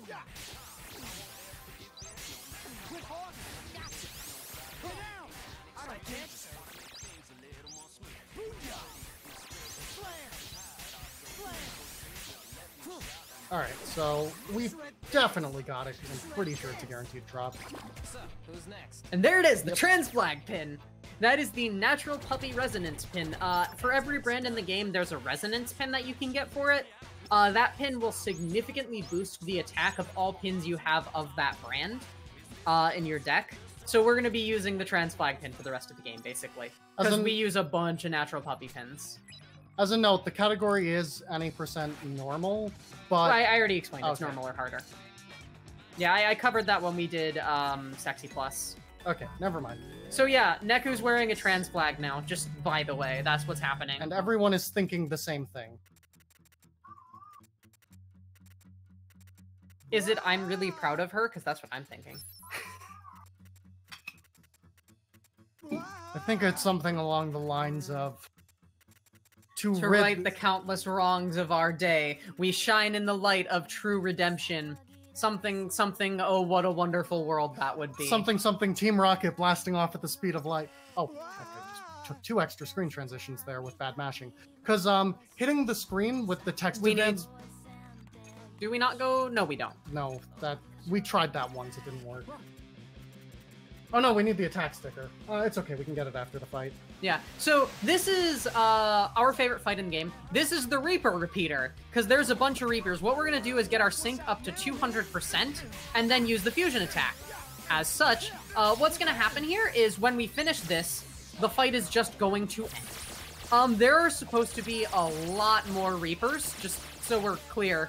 We're not quite sure why this happens, something to do with the fact that there's no enemies left on screen. It's either that there are no enemies left on screen so the game just automatically ends the fight, or that it kills all of the Reapers who are off screen. We don't really know, but it's a thing that happens. And that's the fight. We fought 3 Reapers instead of like 10. I'm pretty sure it's the first one because we only got drops from the 3 that were on screen. It's probably the first one.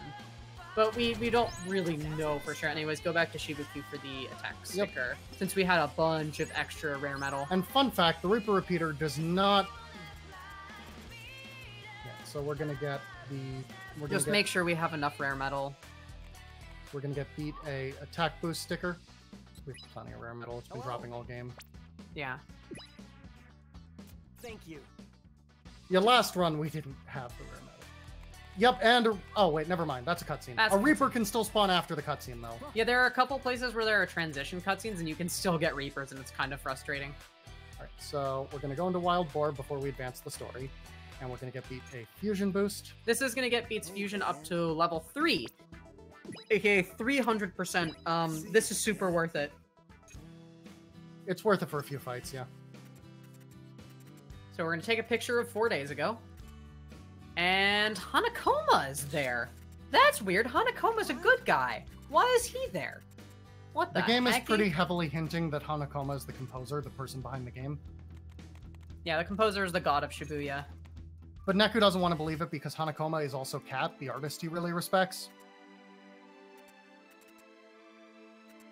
Also, we do this fight again now. What's interesting here is... Oh, come on.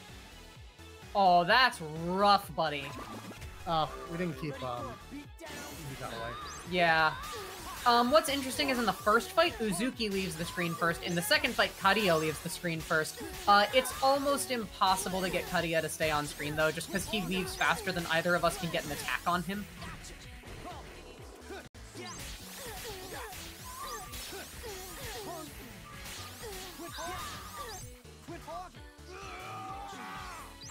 Alright, with my pins the way they are, we should probably use the sync attack once we get up to 2.0, and they're both on screen. Well, we're already at 3.0. Oh, 2.0 sync, yeah.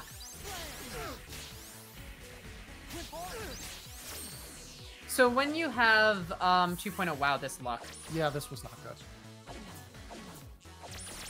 When you have 2.0 sync, that's an additional multiplier on the meter at the bottom of the screen. Wow, this luck. Not great. Yeah, 4.8. Awful. Let's start it up. No, let's end it. So this is essentially 9.6 multiplier on our attack, which is absurd. Yep, they're dead. We normally wouldn't have gone for that long animation, but with all of my attack being cut in half, because that's what low brand does, like, it was worth it. It was worth it, yeah.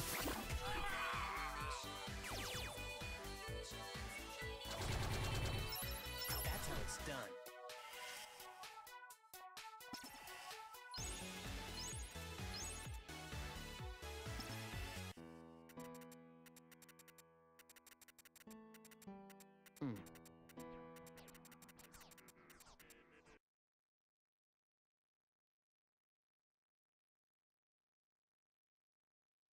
Anyway, we're up to day 6. 2 days to go.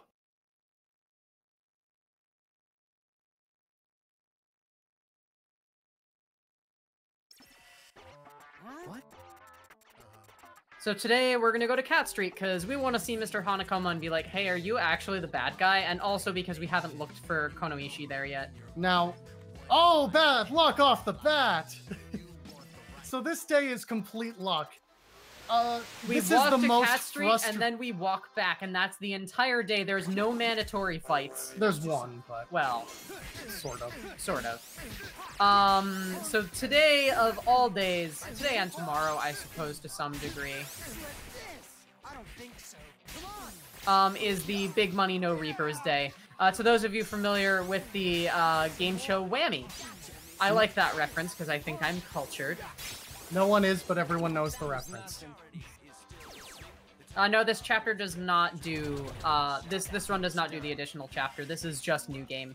You have to actually unlock that chapter by doing extra stuff. Anyway, we'll hope that was the only Reaper we'll see. We've gotten it exactly once that we've never seen a Reaper anywhere here. But yeah, this chapter specifically seems to just be the giant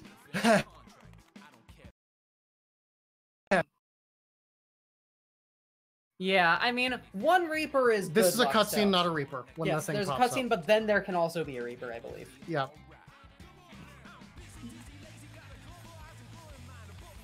Alright, well, one Reaper on the way there is not bad. No. Even if it was literally the first one.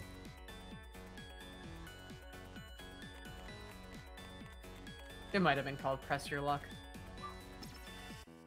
So Beat starts messing with the camera, but that's unfortunate because there's a limitation on the weird time travel camera that it can only take 3 pictures a day for some reason. Anyways, we found Mr. Hanakoma putting things in a safe. We found a letter about, I don't know, Shibuya being all weird. We also stole $200 from his cafe. And we got the key pin that can open the Shibuya River. Yeah. So now we're like, okay, let's go to the Shibuya River. So there's only a few more screen transitions left.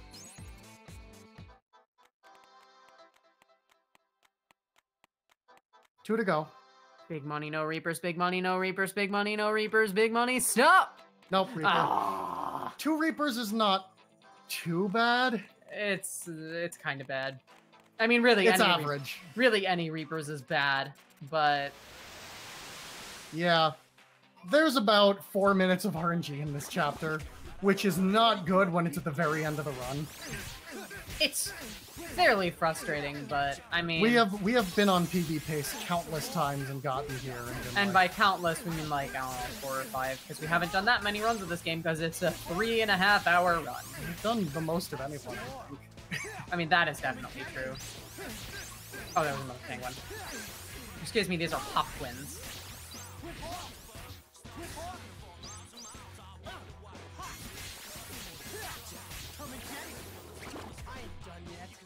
Alright, well, there's still one place a Reaper can spawn.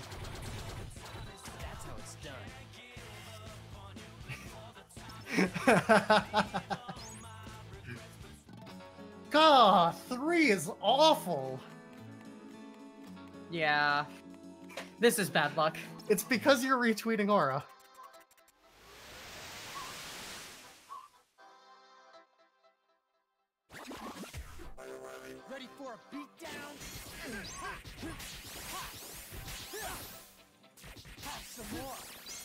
So one thing that I've gotten really good at as player 2 who can't control the camera in this game, I've gotten really good at keeping track of enemies' positions off screen and fighting them with blind motion controls, which I think is a pretty neat skill, honestly.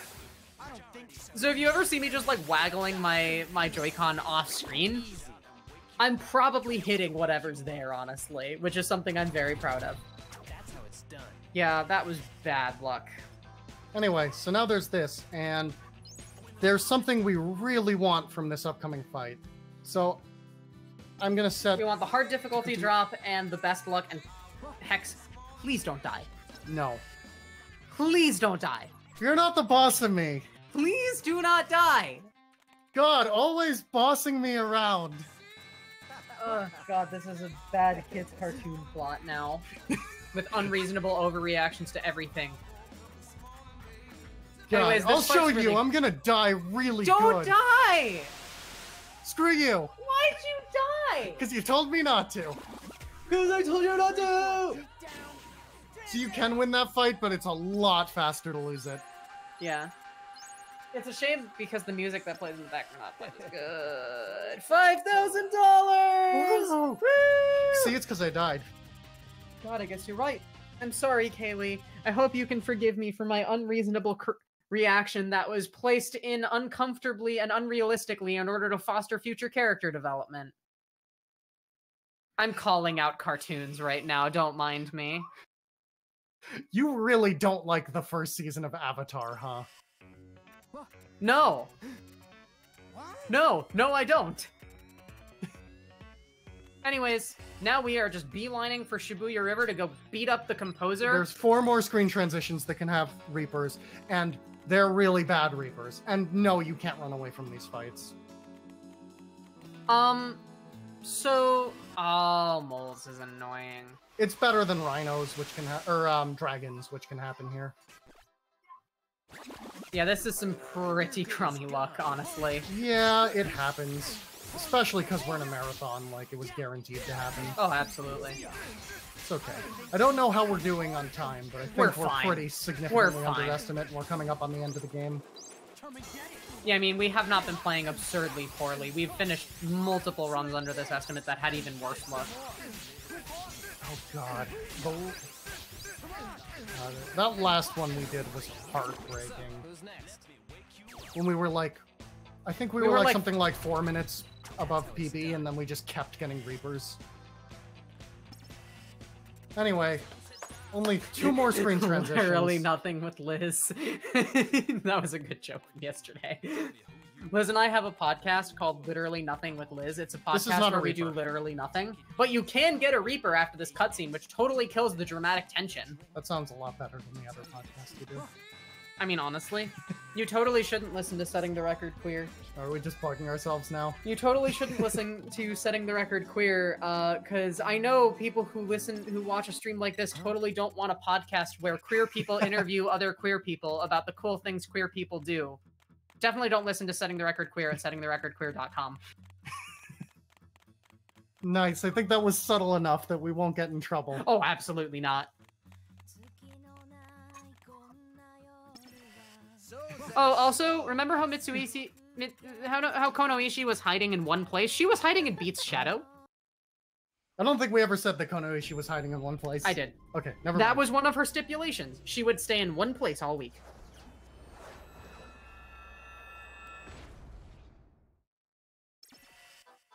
Anyways, now we fight her. As a reminder, she's the game master, so yeah. What? Mitsuki, excuse me. This fight is kind of wonky. First of all, right off the bat, sync attacks work 25% of the time if you try to use them here. Yeah, don't bother. It's real weird. They just don't work most of the time. God, I love this cutscene. I love Mitsuki Konoishi. So this fight has like 4 phases. In the first one, we're subject to the mercy of randomness, because we have to cast darkness into the heart of chaos, which is this weird glitchy thing, and we have to put taboo noise into it. Okay, so we did get a taboo noise. It's possible that none spawn. That being said, we didn't get good taboo noise, so we just need to lure this noise down here. The non-taboo noise will heal the boss, but who cares? It's at full health, and they don't heal the boss all that much. So we just need for this frog to go in here. This is one of those annoying points of randomness. Okay, so the boss is invulnerable until a taboo noise comes through here. The boss will only stay vulnerable for a little bit, but long enough for us to transition to the next phase. So phase 2, it's going to be her and also like a clone. Just ignore the clone. This phase will end really, really quickly. When I'm not attacking, I get dragged down to the bottom of the screen. That only applies to me, not you. Correct. But again, this phase isn't too bad either. Nope. Also, once again, may I remind you, personas. Anyway, at this point, all of my pins are taken, and the gimmick here is that I need to stand in her shadow or Beat can't do damage. This one's actually pretty annoying. Yeah, the hitbox is extremely questionable. And not to mention, fine movement is really hard. Anyways, that was really easy. Final phase, we get the Rhyme Pin. Which will just stun the boss and infinitely, and the boss won't be able to move. This is the easiest phase. Yeah, so we just kind of... done. Yep. Oh my gosh! Mitsuki Kono Ishii. I'm so glad that we kept chat open for this run. Yeah. I'm really happy that the chat for Power Up with Pride this year has been really, really, really good. Not that it has been bad in the past, but like compared to other speedrunning marathons, it's like real comfy and queer and friendly and not, you know, terrible and mean and hateful. I can't believe I'm saying this, but thanks, Twitch chat. It's nice people in our chat. Yeah. Anyways, so we just killed the Game Master, which means we won the game this week. Which means, I don't know, you'll figure out what it means pretty soon. Huh? Anyway, these screens here can't spawn Reapers, by the way, if anyone's worried. Yeah, we're done with Reapers. This is the point of no return for the final boss, but I mean, we're not returning. I mean, also, you can return as soon as you beat the final boss. It's Shiki! So yeah, Shiki is back because we won the game. So we got the Rhyme Pin back, and Shiki's back. And I guess all the other players popped up somewhere, too. And they're just like, what? What? Weren't we supposed to play a game? What's going on? So anyways, Shiki's back now. Also, there's a pile of garbage here. Shomi Namimoto resurrected himself and fused with Taboo Noise to become more powerful so he could take over the throne of the composer. And here's the best That didn't go well for him. Now, note that this entire time since his resurrection, he has not been wearing a hat. And then we just get his hat for no reason. Anyway, this hat is the best item you can get outside of New Game Plus. We've been feeding Neku a bunch of bravery up stuff because we specifically want Neku to be able to wear that hat. Yep. It has a ridiculous attack up. There's a bunch of stuff you can get in post-game that's on the same tier as that. They're the items with yellow backgrounds, and they're all unbranded clothes. They're all really, really good, but this is the only one you can get before post-game.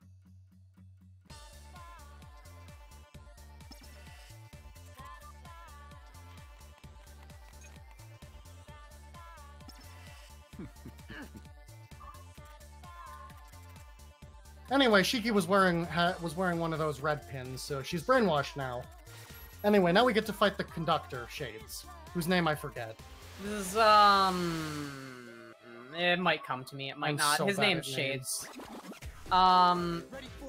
So yeah, this guy has been pretty much in charge of everything. I also like how one of his voice lines is "try harder" when we are absolutely unquestionably kicking his butt. I mean, look at our health meters.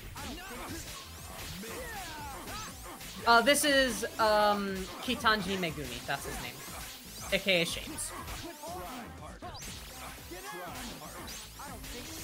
One neat little thing, character design-wise, there's an interesting parallel between Shades and Neku. They both wear headphones, which I think is kind of interesting. Just, you know, you have like this final boss type character versus Neku, the protagonist. Drop combo at the end there, but it didn't end up mattering because I ran out of pins. But that was a pretty good fight, yeah, overall. And Anyway, as a reward for doing that fight... Anyway, now we're gonna get a bunch of PP that doesn't affect us. We get the best pin in the game, Lightning Rook. Unfortunately, our Nenekiri, which has served us very well throughout the game, is not going to be super good anymore because it's not ranged, and we need ranged pins for these last couple bosses. Yep. We're getting very close to the end here. Yep. I have no idea what the timer's at, so I have no idea if we're on good pace, but... We're fine, I'm We're sure. not overestimate. I am 100% sure of that, because I know when we started. We're definitely not on PB pace, I can tell you that much. No, but we're not overestimate either. Not with the luck we've had. Yeah, we can't be on PB pace. Anyway, we're gonna put this pin on. This is Lightning Rook. Lightning Rook is the best pin in the game, full stop. Now, the game doesn't give it to you till right before the final boss, but that's okay. These final areas are really dramatic and cool. Yes, this is Mario. But he's missing. No! I don't see Mario. Mario is missing. Oh my god, I hate you.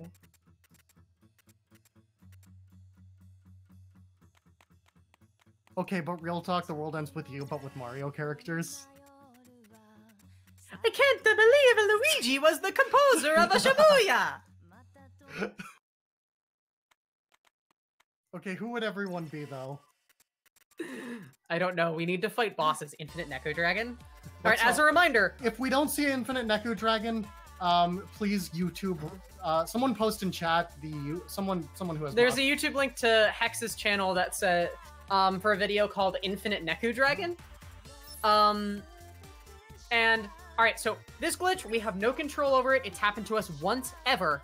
If it happens now in any of these boss fights, I will donate $100. Hey, remember how Neku had 2 player pins? Wow, that was a plot point! Well, Shades just destroyed one of them and Neku's okay! What?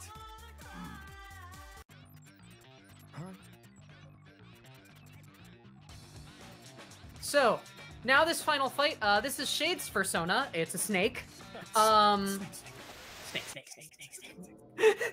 We have to do this fight twice, once with Shiki and once with Beat, which is pretty cool. We get, you know, everyone's coming back except for Joshua, who's definitely still dead. Infinite Neku... No. Oh. It's okay, it can still happen in the other fight. Yep. We get 2 chances at it, I believe. So yeah, I have to play as Shiki now, which is, once again, completely different than how I play Beat, so it's just sort of this, like, mode switch right at the end of the game. So I'm gonna get hit by this bubble on purpose. Come on, bubble. Oh, never mind, it shattered. Well, now I don't want the bubble anymore. Yeah, if you get bubbled, you get, you know, quote-unquote punished by being taken up to the top screen, which is actually way better. Yeah, but it breaks your chain when you do it, so if you can't get it early in the fight, then it's not worth it.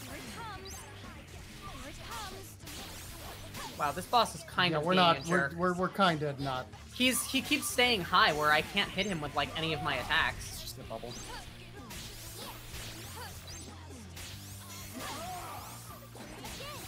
So yeah, when Neku's bubbled, you're up here, which is way better. It's so much easier to hit the boss up here. Now the idea is that the boss is readying some big attack, but you can super easily break the bubble in time to dodge it, if the boss can even survive long enough to fire it, because the boss gets stunned whenever you hit, and it takes forever for the boss to charge it up. Yep. So now I'm playing as Beat, completely different character than Shiki.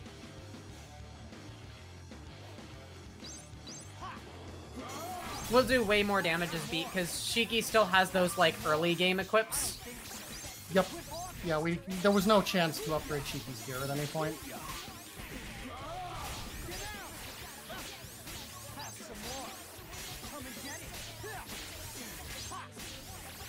Yeah, as you can see, Lightning Rook does like 1,000,000 damage and hits everything at once, and it's great. Yep.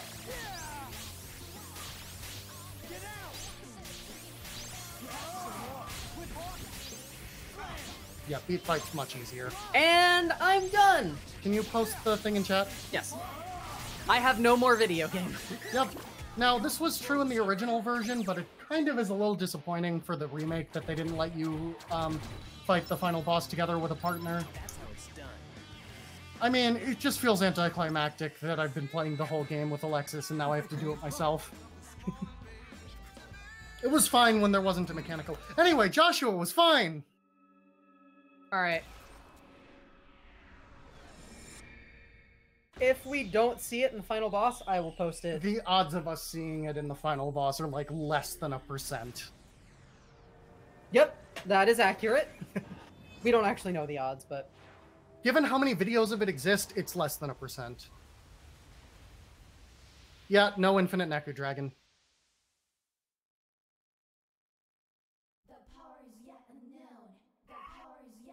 Anyway, so fun fact about this boss. This boss cannot hit this corner, full stop. There's a couple tiny attacks that can hit in this corner, but they do very little damage. Anyway, so the gimmicks to this boss fight are that I stand in the corner, and then every so often, each of the 3 partners will give me a chance to do a sync attack. I have to do their input, the input I would use to summon them if I was playing solo to do the attack. And if I fail, the boss will heal. If I succeed, the boss will take some damage. So obviously we want to succeed. The game is very unclear on letting you know that you can do this. I actually had to look up what the deal with this was before I could do it.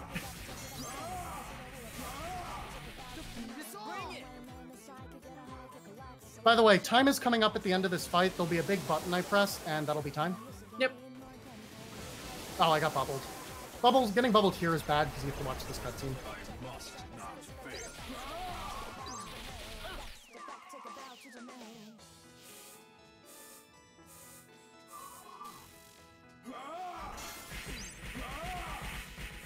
I did not take my medication this morning. Oops. According to my pill bottles, I did. Hooray for flipping bottles. I think I took my hormone. I did not take my other medication, and I know because I'm in pain. Reminder to take your medications, kids. Don't feel like me.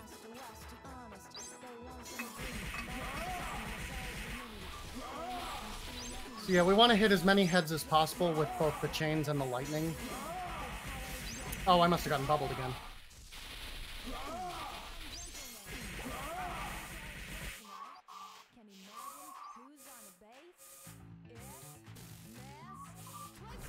I can take a selfie too.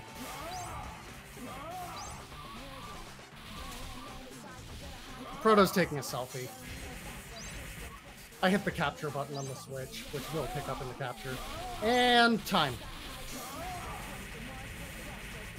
Nice job.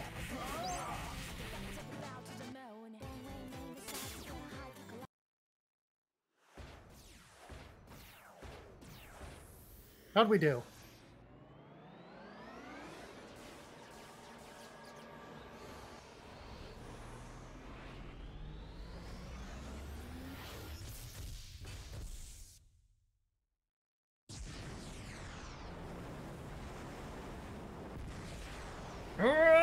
I just went to check.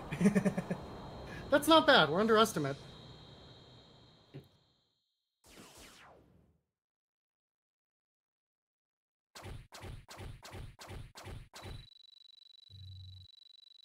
All right. We're not going to sit through all of this because there's a marathon that needs to happen and there's some super cool stuff coming up next.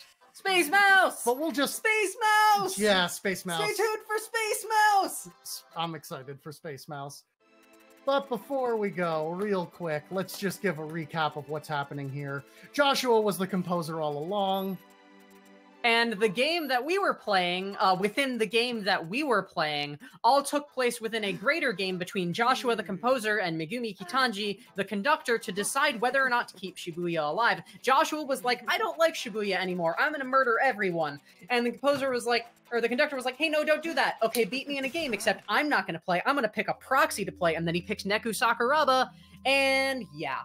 Also, Joshua killed Neku. No, that's ridiculous. But for real this time. I love how they go back and forth on that twist. Yeah. Like, there's no way Joshua killed Neku. Oh my god, Joshua killed Neku. Oh my god, Joshua didn't kill Neku. Joshua killed Neku!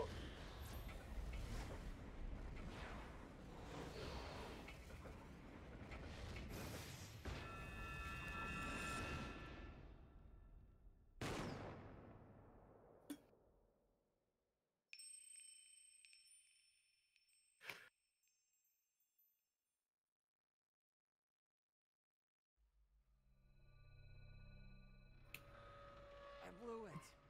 What?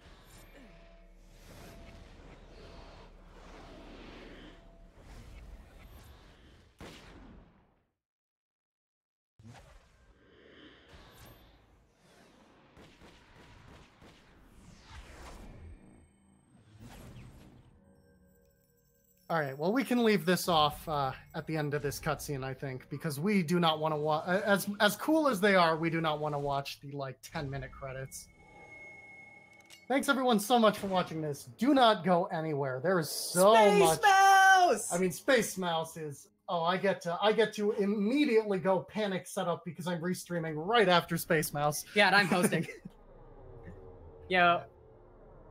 Shoutouts to working like 10-hour days for marathons. Woo! I just want to play Smash. I'm kidding. Alright, thank you for watching so much. Keep watching, keep donating, please keep donating. So, it's like, it's not just a good cause, it's like a phenomenal cause.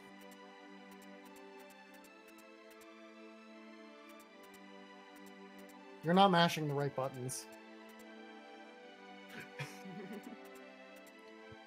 Okay, thank you for that awesome The World Ends With You final remix, any percent normal co-op run, one of our longer name and category combinations. We are gonna switch over to intermission real quick and then get ready for Space Mouse by Xandra Vandra.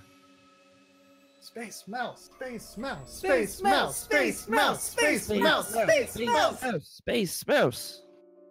I went one longer.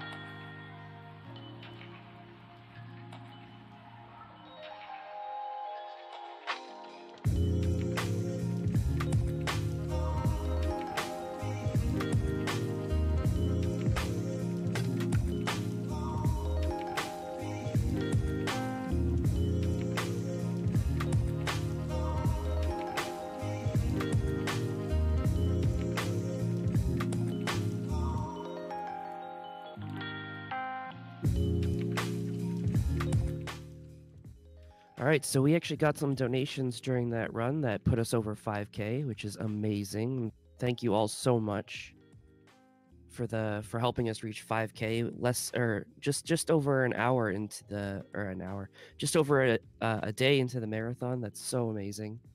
I'm gonna read a couple of these. We've got $20 from Enrara. Thank you very much. And $100 from Jim that says, Sakurai, put Twooey in Smash. I don't think Twooey is necessarily a character, but why not? Put the entire game inside the game in Smash. Let's do it. And I've got an update on some of our incentives in Bid Wars. If we check here, Link's Awakening DX, the tunic choice is still being won by the blue tunic with $60, and red tunic is at $10. So if you want to switch that up, you've got one more run, I believe, before we do Link's Awakening DX. We are going to let that incentive stay active until the runner is about to hit the color dungeon. So you still have a while, but don't wait too long if you want to switch that donation up or make sure that nobody snipes the blue tunic choice away. And we also have, I just have to quickly find it here. I know we have a incentive for Super Mario Galaxy loop skip, and that is tomorrow, I believe. It's at $200 out of $750 right now. And if the incentive is met, Potters, who's running Super Mario Galaxy, will be showcasing Loop Skip, a brand new skip which hasn't been seen outside of the Super Mario Galaxy community yet.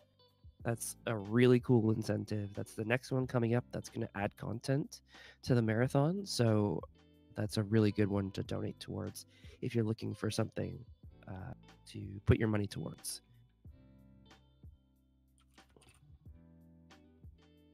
All right, we're going to just leave the intermission scene up for a bit and get ready for Space Mouse. Be back shortly.